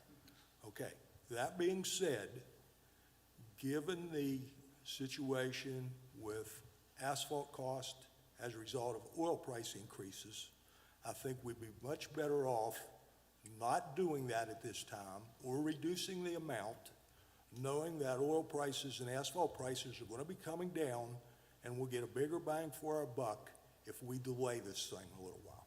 So that being said, I cannot support this. Can I please comment on this? Yes, sir. So with all due respect, Southern West Virginia Paving is our contractor that does our paving. We try to gain their work before they go out to Corridor H, which is happening at the end of April or sometime in that time frame. So we would need them to come in before then. That's why we're asking for this money on this budget, not to mention we're already so much over budget currently anyway. With that being said, Southern West Virginia Paving is also giving us the pavement or their work at their cost. It's not that they're, we're not bidding this out or we're not looking at other avenues. They are the cheapest option that we've looked at moving forward. So the downfall is if we don't put that on this year's budget, we're gonna miss that boat before it sails, if that makes sense. Mm-hmm. It does make sense, and from everything I've seen. It could definitely get worse. From everything I've seen, the price of oil is not going to go down for maybe 2 years. So I don't really want to miss having streets paved for sure, so I would say, recommend that we move forward with this. And so this is for the 22 budget? Yes. Yes, sir. That's correct. Budget we're in now. Right now. Because of time constraints, as Josh mentioned, they have to try to get that done by April. It's projected to lay asphalt in April. The asphalt plan opens up on April 4th. And correct me if I'm wrong, but currently we have $100,000 in the paving budget, is that correct?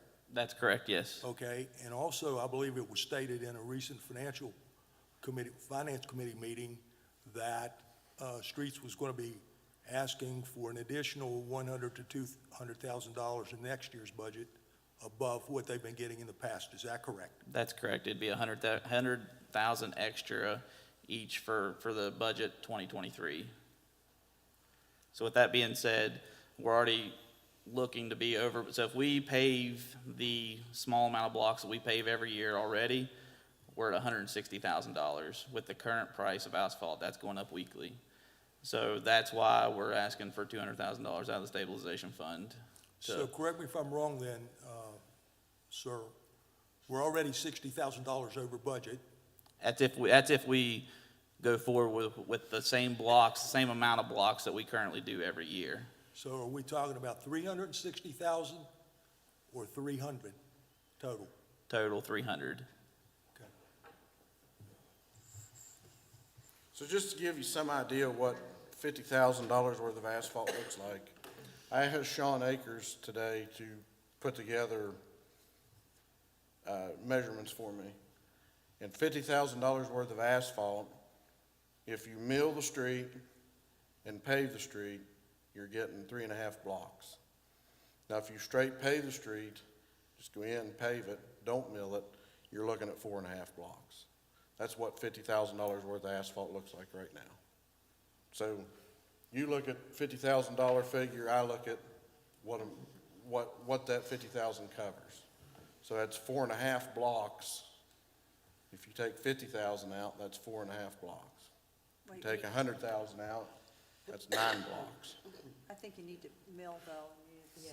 We're really having a problem with He our just, curbs. Sean wanted to do it both ways, that way everybody could see the expense in it. And I do not want to see us get behind on paving. Marilyn, Yeah, as chair of municipal properties, okay. your thoughts, please? I just said them. I think that we should pave. Thank you. I think we should take the $200,000 and move forward because it is a missed opportunity if we don't do it now. And then when the paving actually starts for the season, then we will not be having any paving, so. And another And concern, we're gonna mill before we pave, right? yeah. Because we have so much built up When it's asphalt, needed, it's crazy. it should be milled. Another concern that is out there right now is, once our paving contractor goes to quarter H, you're talking millions of dollars, $2 million project. It's gonna be hard to get your paving contractor to come back in to the city of Elkins for $150,000, $200,000 worth of work. So that's why we're trying to catch it before the paving contractor goes to a larger job, a larger paying job as well. With all due respect, there's more than one paving contractor in West Virginia, okay?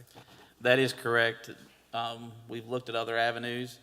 Even if we would bring other contractors in, they're significantly higher than Southern West Virginia paving because they give us the state deal of their cost. I just did learn that, so. Also, to that, Southern West Virginia has subcontracted a lot of the other paving outfits out to do the paving with them on quarter H. So a lot of your other asphalt companies out there will be on the quarter H project as well. Looking at the budget, I'm very conscientious that what would we do if we skipped a year of paving, if we did not do this move of funds?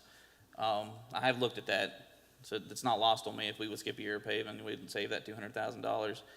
But in the long run, we would patch, but that work will still be waiting for us next spring, and we'll be sitting in the same room talking about this once again. So that's why I ultimately said, let's not skip a year. Let's try to deal with what we got right now and move forward with it. But that's my 2 cents on it, so. So we have a motion to table this, so I'm going to ask Mr. Friddle, do you continue on to table it, or would you like to withdraw your recommendation to table this? And we move on it now. I would like to continue to table it, take a vote on tabling it. Okay, then we have a motion to table this. Any other comments or discussion? All those in favor of tabling this, say aye. Aye. Those opposed, nay. Nay. So I need a roll call vote, please. Roll call vote to table Resolution 1508. Counselor Kwanzo? No. Counselor Guy? No. Counselor Lowther? No. Counselor Hinchman? No. Counselor Vest? No. Counselor Chenoweth? No. Counselor Bras Fragonera? No. Counselor Friddle? Yes.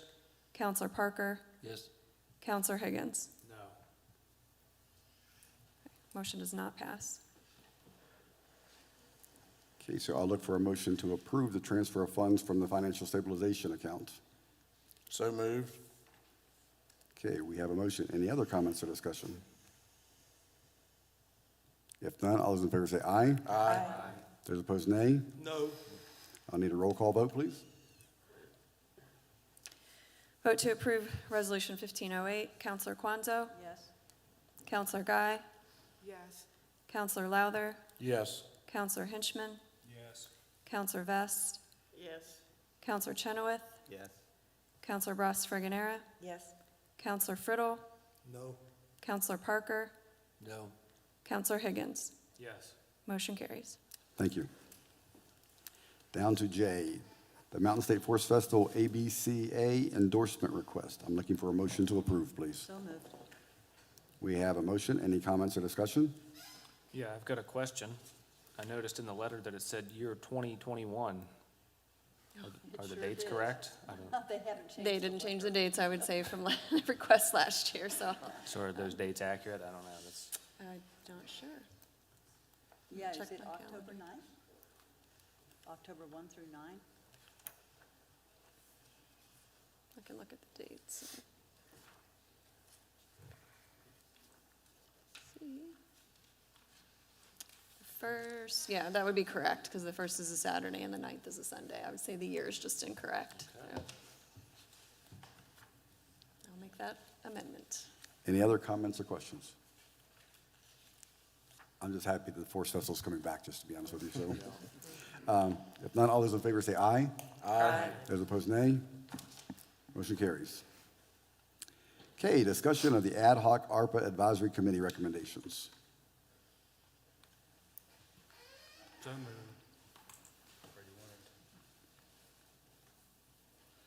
Do they have the documentation for this?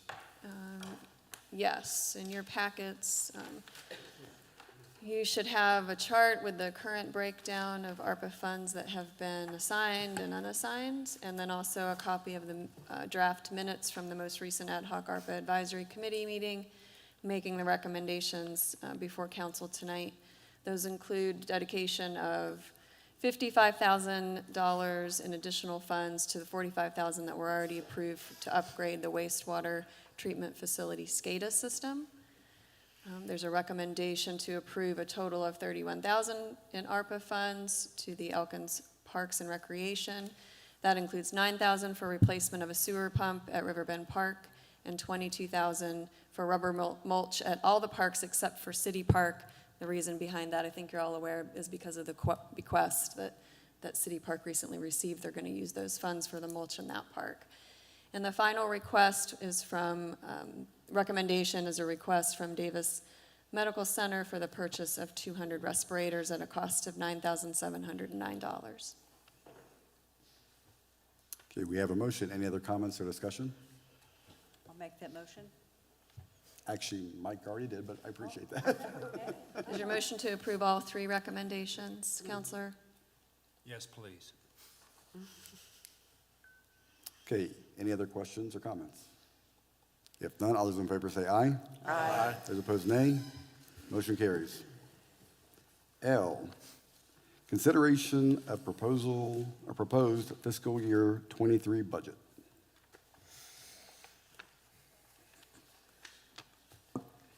Mayor, could we start with the coal severance budget, please? Absolutely. So at each of your seats this evening, I laid out the coal severance. This is part of the budget that has to be approved that goes to the state auditor's office by March 28th. We currently have a fund balance of $144,660. We are estimating coal severance tax in fiscal year '23 of $15,000 for a total revenue of $159,660. And then the expense budgeted amount goes into City Hall contingency. We haven't used any of that for the last several years, but that's where we have to budget the expense to have a balanced budget.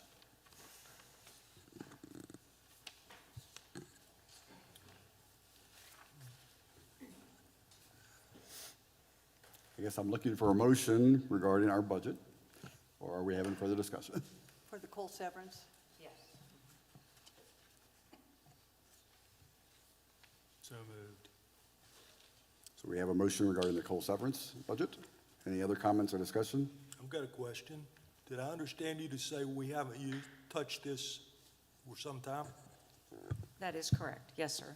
We generally get somewhere between 11 to 15,000 annually in revenues, and it's always just been kind of held there for emergency purchases if need be. And how much, I'm sorry I can't find my paperwork in this mess, but It's okay. Oh, how much do we have? we have currently $144,660. Okay, thank you. You're welcome. And that, just so I understand, and that is, we can use that, but it normally has been in sort of our rainy day fund? Well, it's not so much as a rainy day fund, but we've generally have just held on to that in case City Hall has had, it used to be dedicated to the fire department prior to the fire service fees for unusual or unexpected expenditures. And that's just kind of what we've done with that. Are there limitations on what that fund can be used on? I know you can only use, I believe it's 25% if you want to contribute anything to salaries. That's never been done. And I think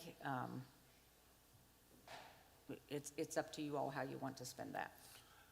I'm not Mr. aware Mayor, of- I'm sorry, I can't hear. I don't think, I'm sorry. my memory is just that there weren't any restrictions on it. It was just, it was devoted to the fire department, and then for a while, I went to either the fire department or the city police, depending upon who needed it most. But in the past few years, it hasn't been used either way. That's It hasn't been It's used at just all? Not that I've been aware of. When I was on finance, I don't think it. I think you're exactly correct. That's correct, yes. Okay, just wanted to double check. Thank you. Okay, we still have a motion regarding the coal severance budget from Mike. Any other comments or questions? And this is specifically about the coal severance. Yes, sir. Yes, sir. That is correct. So if none, all those in favor of approving the coal severance budget, say aye. Aye. Those opposed, nay. Motion carries. And now we'll have a discussion on the general budget.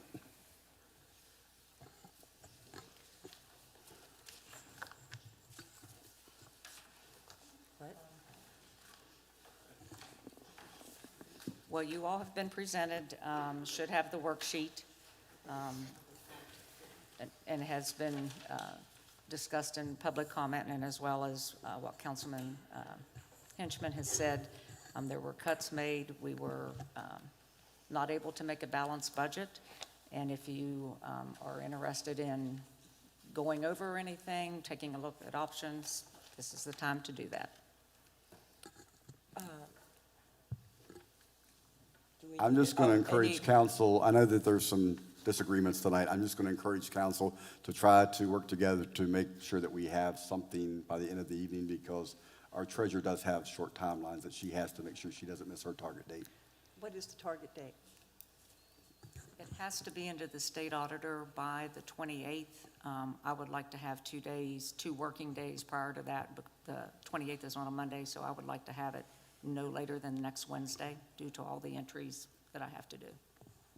And if need be, I'll drive it down. Well, I'll start this off, I guess.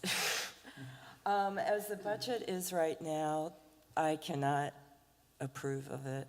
There's too many organizations that are negatively impacted that are what I consider vital to all the efforts that we've been working on for the last couple of years. For some of the agencies where their budgets were slashed incredibly, there's no way that they can make up that amount. And to have these cuts done at this point in their budget process, and I know some budgets are dependent upon our contribution in order to have matching funds from other agencies, their pain is compounded. I think we need to look at different items. One of the things that I was up late, and I totally appreciate Chris's comments about how long and involved this process is. I've been on the finance committee before, and you just sit there and you go through every single line, item by item, and it's like having your own budget. You are really in pain trying to figure out how you can afford to do this. I think just finding out about the coal severance funds, there's other line items that I would like to investigate. Currently, the beautification budget is proposed at $85,000. I'm not really sure what items are part of that beautification project funding line. Can I go ahead and give Yes, you that would be answer? great. Okay, 50,000 of that is for streetscape. And I believe the intent was to contract out, trying to get some more of the downtown parking area corrected or adjusted. As part of that 50,000? Yes. And then the other? The other is for the flower contract and the contract for the parking lot. Parking lot. The parking lot. For the maintenance? For the landscaping. The landscaping for the parking lot. Landscaping? Okay, so Mike and I had some discussions today. If you look down on the list where it says sidewalk, we have 25,000 at the sidewalks. What if we eliminate that? And another discussion that has been brought up today, we've made great leaps and bounds with the demolition of dilapidated properties. What if, for 1 year, we put that project on hold and take the 50,000 out of the demolition fund? You could take the whole amount of 50, or you could take 40 out of it and leave 10,000 for asbestos inspections and have your inspections done waiting next year or for the fiscal 2024 budget. Was the 25,000 for the sidewalk, was that in anticipation of perhaps doing the streetscape study? Nobody knows how it got in there. No, It just no, appeared. the sidewalk is a project,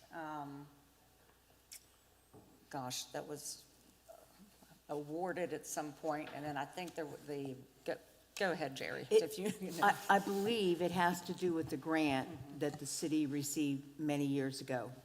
And I'm not sure about all of this information because I was not directly involved in it. But I believe it's been in there, and in order for the city to have the grant, there was a certain amount the city had to put in, that it was not in kind, so there was some monetary. I believe that may be what it is, although I don't know that for sure.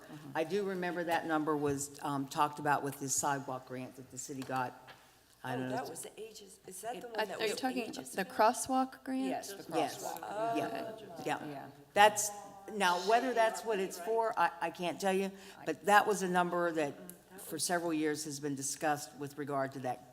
I believe it's a Department of Transportation grant, is my recollection. I believe that's what it's for, and I believe they just got the go-ahead last year, maybe? I mean, believe. we haven't had the go-ahead for years. There was quite a delay.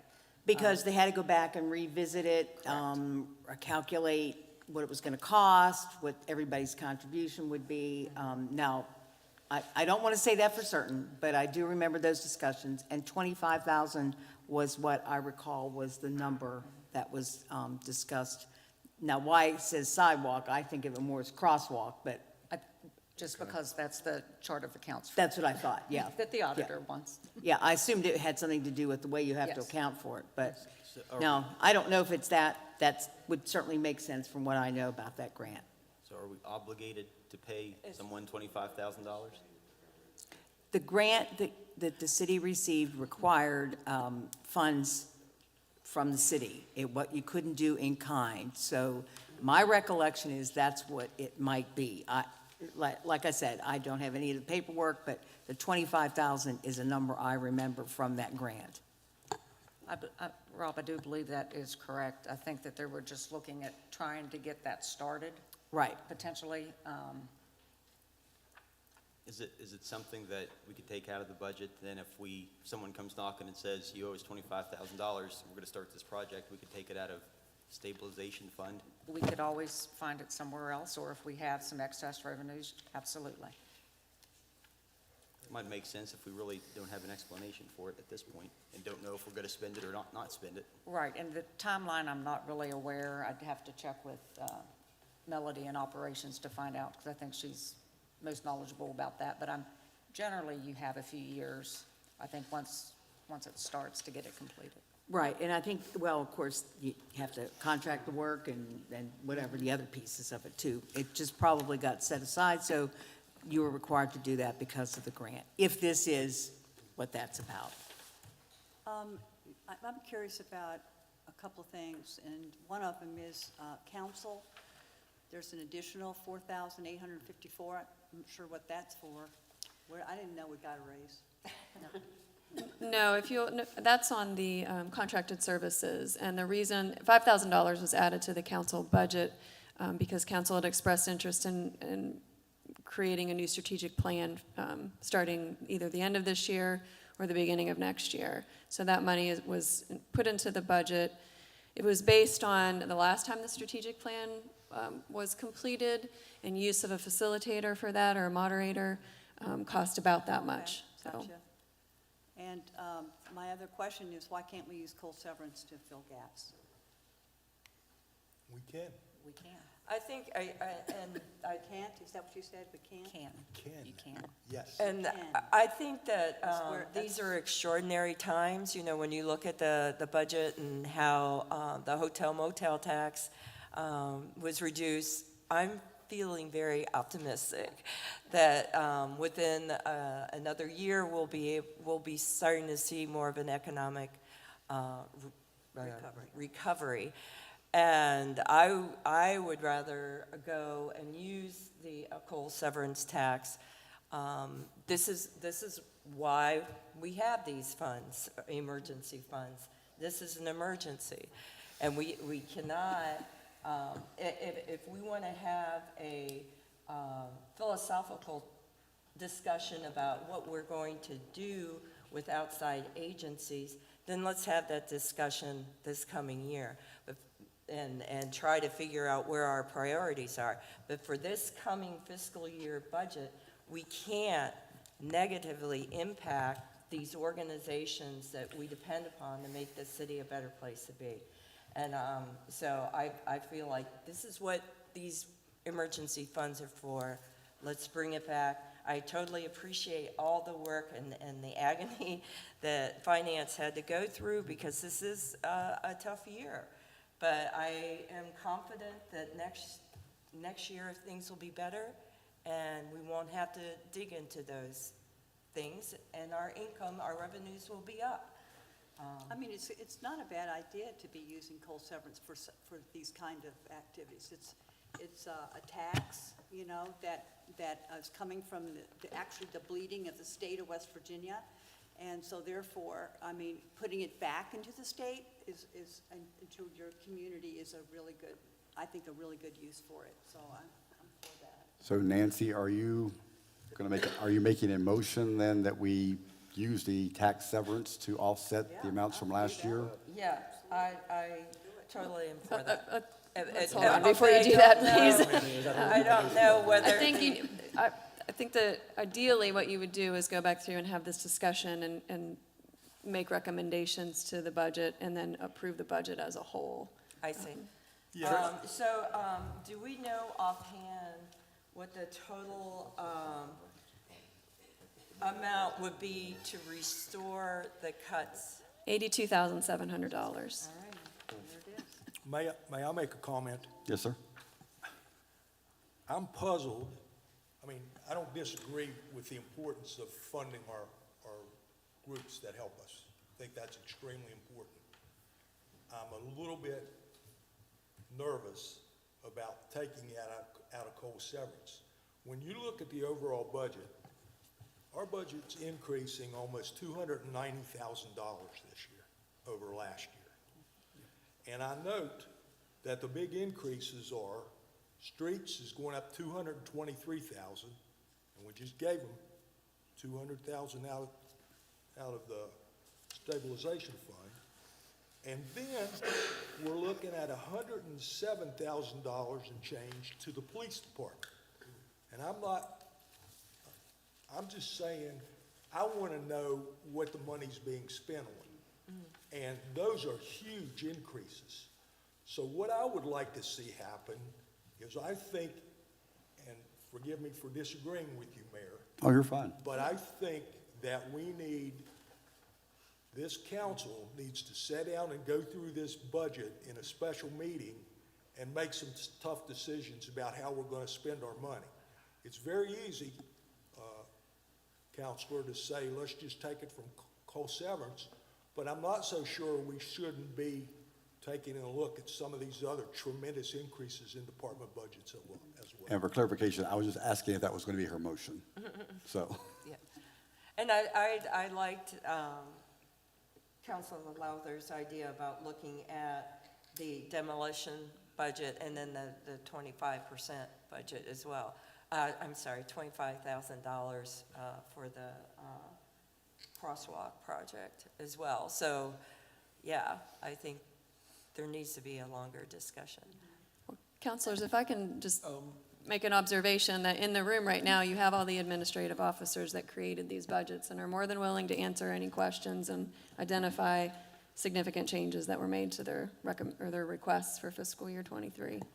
In looking at this budget as a whole, if you look at the revenue categories projected for 2023, we're backfilling this budget by over $323,000 because we don't have the actual revenue projections to match the budget.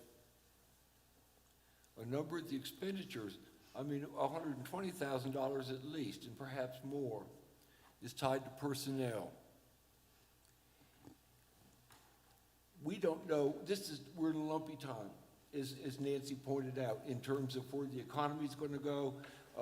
Oil has not remotely stabilized yet. It's not going to for a while. And if we're having to rely on the carryover from this year to create next year's budget, what's going to happen at the end of next year? And I think we need to go through this entire budget in a special call session, all of us together, to be on the same page with the same information at the same time. I received information amounting to hundreds of thousands of dollars late today. to have to consider and integrate into these deliberations. And I'm really concerned. This is the single most important decision we likely will make in the course of a year.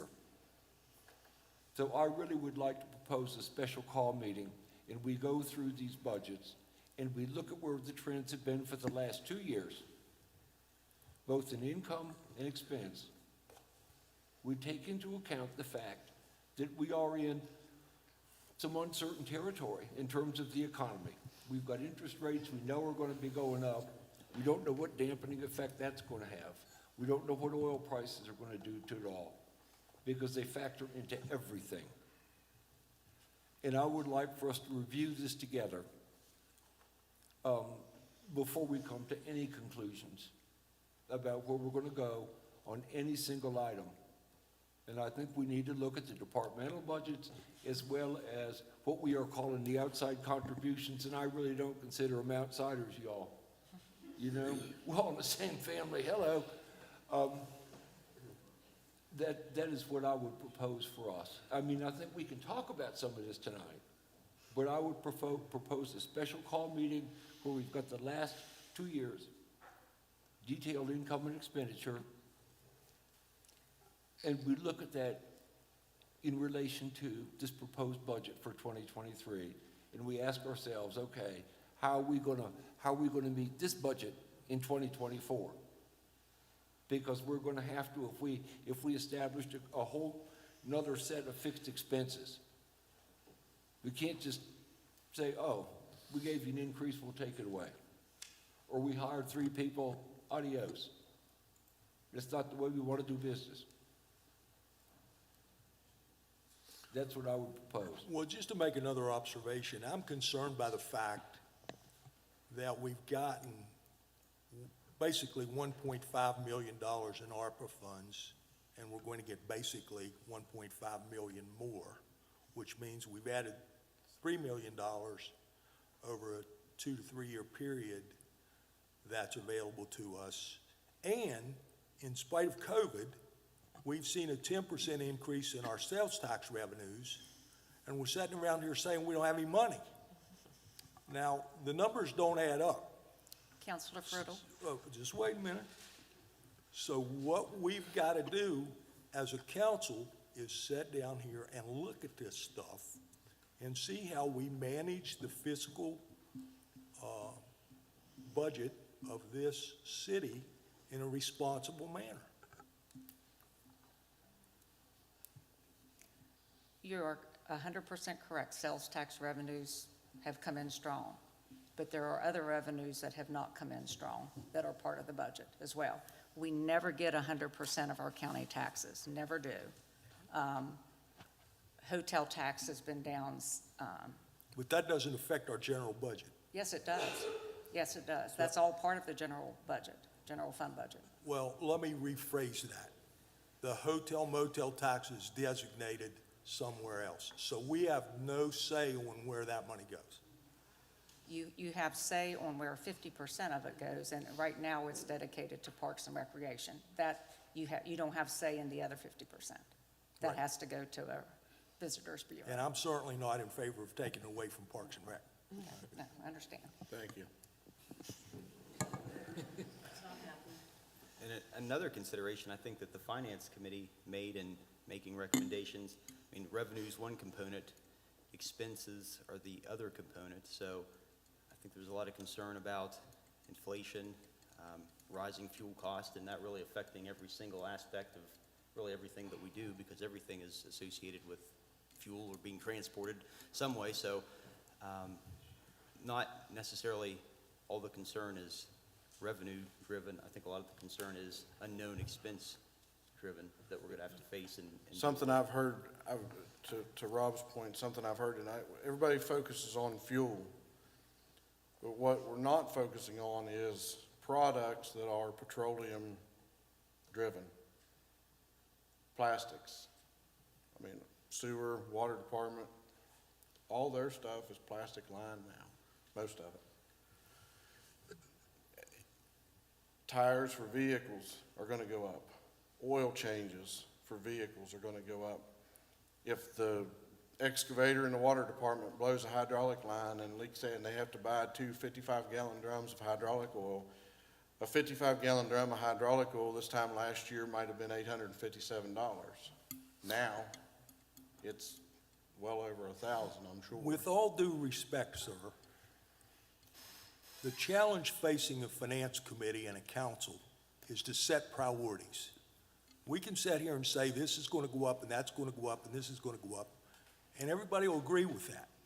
But what we as a council have to do is look at our strategic plan and say, here are the priorities we've set out for the city that we're working toward. And that means we've got to make tough decisions and set priorities that carry the city of Elkins into the future. It's not today. We've got to look down the road. And for us to sit here, for the finance committee to make the cuts they did to the outside organizations that support this city and not have the consideration of knowing that we're leveraging city monies through these organizations so we don't have to have those departments in-house is very short-sighted. It is not short-sighted. Do you not think that we took that into consideration? We took that into consideration. We spent a lot of time on that. We looked at the money we had left over. We realized we have to cannibalize off ourselves. We have to go in, like you're saying, and make cuts. We have to make cuts to our own budget to feed them. With all due respect, Counselor, you don't set a budget and say, for outside contributions, we're only going to deal with the money we've got left. We've got to set priorities, and in some cases, that might mean some of the outside organizations get funded first. You can look at that, but the other issue is we bring it to council to do that. 3 people should not be responsible for carrying this whole load. Totally agree with you, and I think in the future, as a council, we need to have these budget numbers much earlier than 2 weeks before they're due in Charleston. It's ridiculous the way we're doing our budgeting. We have got to do better. And I can agree with that. I think we need to sit down ahead of time as a council and not just finance and look at it and put it together. Totally agree with you. I think just going with what you're saying over there is, first of all, I mean, I have been on finance for many years, and I am not now, but I know it's tough. It's a tough job to go through the budget and to figure out where money's going and how it should be spent and what the priorities are. It's very important, and I appreciate all the work that you guys have done. I really do. And I think that this council has only good intentions for this city, and I think that I totally agree that I think before this budget comes to council, there should be a special council meeting to go over this budget, so that when we come to council meeting, we have all satisfied all of our questions and concerns and able to pass a budget instead of arguing about it here. This isn't how it should work. I don't see how it works this way. But I do agree with Mr. Friddle that I think we should have a special call meeting. We're doing a little bit backwards this year, but I think we should do that next week and have all the administrative officers there and understand better what we're doing here tonight. So what are we spending this money on? What's happening? And I'm tired, to be quite honest about it, and I think everybody in this room's tired, and we've had a really long meeting. And it's not the right time to do this. It's just not. I'm sorry. That's just the way I feel about it. Thank you.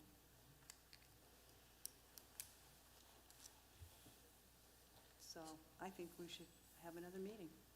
I think Dave made a motion, didn't he? Dave made that motion, Is that didn't an you? official motion? I'm sorry, I didn't hear a motion made.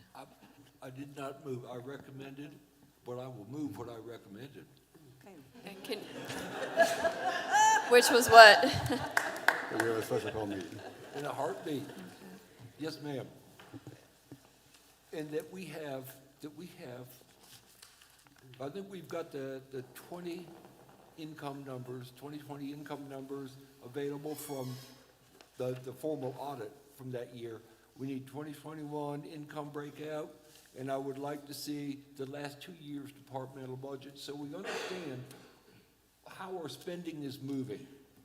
And we understand if it's in keeping with the priorities that this council set, and I think really did a great job doing, when we put together the strategic plan. And then we look at that information, get our questions answered over and against the 2023 budget. Does that sound reasonable to y'all? Is that a motion? So moved. So my question, is that a motion, Mr. Parker? Every bit of it. So we have a motion to have a special call meeting for council to go over the budget again. Are there any other comments or questions? Yes, I have a I'm question. sorry, there's already a motion on the floor to approve the budget, so that needs to be voted on at some point as well. If you're moving to postpone, Who made the motion to approve? Mike Hinchman. Okay. Yes, I do have another discussion. As we go back and we look Can at you this talk budget. right into your speaker? I am talking into it. Oh, okay, that's right, sorry. Getting close, it's up my nose. As we look at this budget, are we going to pull out that $322,504 because we don't know that it's there and relook at it? Or are we going to leave it in? Because I want to know so that I can go back through the numbers and start crunching. Is that the carryover? Yeah, the carryover. It's there. Is it there? We think it's going to be there. Every year, we're required to estimate a carryover amount for our budgets, and every year we have done so. Maybe 1 or 2 years in the past, maybe 7 to 10 years, we have not budgeted anything. Then in July, you have to do a state budget revision that says what your actual carryover amount is. You do that for the general fund as well as for the coal severance fund. So how I calculate what a potential carryover is I look at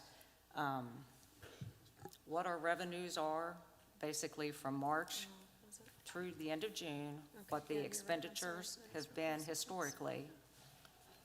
We usually expend $400,000 to $500,000 more than we get in revenues for that period. It's our slowest time.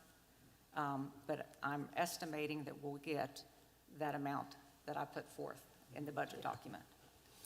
I would suggest that you don't include that, Mike, or Counselor, because we don't know how much we're gonna have. That's true. I mean, that's what I'm wanting to look at is, that particular budget. We can use it. I don't have a problem with it. But that's just what I was wanting to know so that I can look at, some adjustments and stuff. And the finance never intended on leaving everybody at 60%. We just needed to know where we cut to put people back into where it's reasonable. And then some of them may get cut and some of them may get more money. It's what we have to look at. I'm not certain that all this is pertinent to the motion. Well, it is. So If I'm going to delay it, I want to know what, if What I was was, that, Mike? I wanted to know if it was going to be delayed, what I was going to be working on. I didn't want to have to do a lot of work and not have the figures and stuff to work with. So I'll just work it both ways. And I have a correction, I'm sorry, the previous motion by Counselor Hinchman was in relation to the coal severance budget. So the only motion on the floor right now is for a special call meeting. Okay, that's, And to reiterate what our clerk said, you do have all your admin officers here. So before you have your special call meeting, if you want to ask them questions now, to think about that before you come back, you may want to take advantage of that. May I just point out, as Counselor Parker said, we need to have, what did you say, 2 years? Yeah, I think 2 years would give us a sense of the trends in our spending. And I would like to be able to see the same on our income side. so we know where that's moving. I feel like it gives us a more solid base to stand on in our decision-making now and in trying to understand how to be cautious in an uncertain time. Counselor Parker, you have the expenditure information in this sheet. You have all that expenditures clear back. It's from, you have 2020 budgeted and then the 2020 actual cost, 2021 budgeted, 2021 actual cost, 22 budgeted, the actual cost through February 28th of 2022, and then what the projected budget is for 2023. But the problem is, those are aggregate numbers. Sir, 2020, 2021 are actual numbers. No, I said aggregate numbers. We need to be able to drill down into the budgets and look at where the increases were, not as an aggregate number, but as a line item number. He wants to see the chart of accounts and what's in it. Thank you. All right, that'll be, all right, be prepared to get a lot of papers. Yes. It's going to be a lot. My suggestion would be, if we're having this working council meeting, special call council meeting, to have it Tuesday and schedule council for Wednesday, please. So I have time Thursday and Friday to get everything entered in for the state auditor. Well, a special call meeting would be a public meeting that you could then take action at that meeting to approve the budget. We wouldn't have to have two separate meetings. Can we have it earlier in the day? Please? I mean, it's going on 9:30. And it's going to be a long discussion. So can we set the special call meeting next week, can we set an earlier time? Earlier in the day. I'm off. I'm free all day. I finish up at 7 a.m. on Tuesday morning, so. I would propose like 5 p.m. You want to do No, 5 a.m.? Yeah, maybe not that long, but yeah, 5 p.m. Rob's tired too. I'm up at that time anyway. Isn't there a special call personnel meeting at 9 o'clock? Can we have it at 5 or something, that time? What day are you looking at? Can't, well, no. Well, I'm looking at the wrong day. No, the special call personnel, Charlie, was this I'm Wednesday. sorry, I was looking at the wrong day.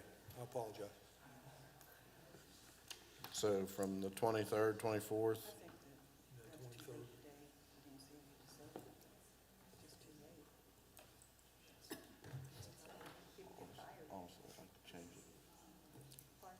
Okay, we still have Councilman Parker's motion on the floor. I guess we're trying to finalize it. Do you want to amend that slightly and say at 5 o'clock? Well, there's no date. You don't have to read it back to me. Hey, Dave, one of the issues is the reception for the E3 project the Chamber's doing is at 4. So I would suggest we do it earlier in the day as well. On Tuesday? No, Wednesday. I can't do it Wednesday. That's just I'm not available at all Wednesday. These are my meetings I can't change. I mean, we're all here tonight. Tuesday? Tuesday's fine. I just, to echo Councilman Lowthers, and not to sound like a broken record, but, you know, questions, the admin officers are the ones who put these budgets together and you know, take their requests to the Finance Committee. And the Finance Committee's responsibility is then to recommend those budgets on to council for discussion. I don't want to speak for my other administrative officers, but if you have questions about anything that has changed in my budget, I'm ready right now to answer those questions. They're all shaking their heads yes.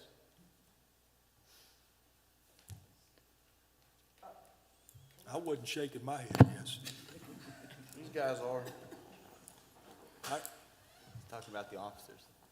We need time to go through this, and tonight's not the time, in my opinion.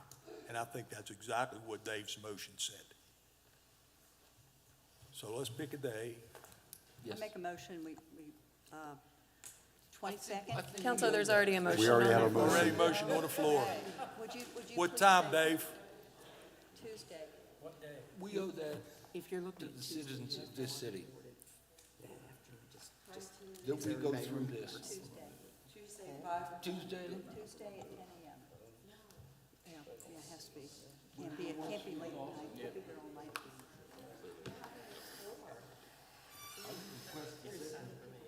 I would request the second coming be delayed for this meeting. I will make you aware we have a water board meeting at 4 o'clock on Tuesday, Yes, sir. so we have that already set up.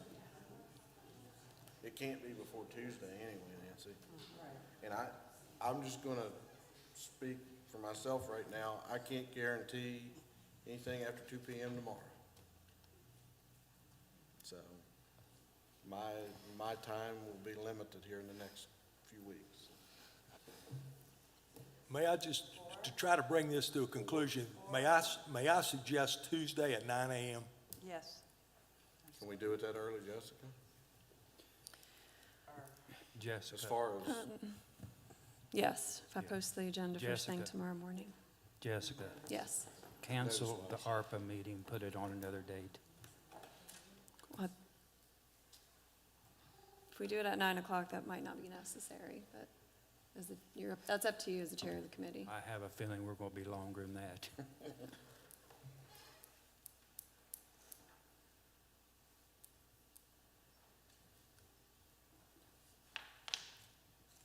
So back to Dave's motion. Dave, are you going to amend this to say at 9 o'clock on Tuesday then?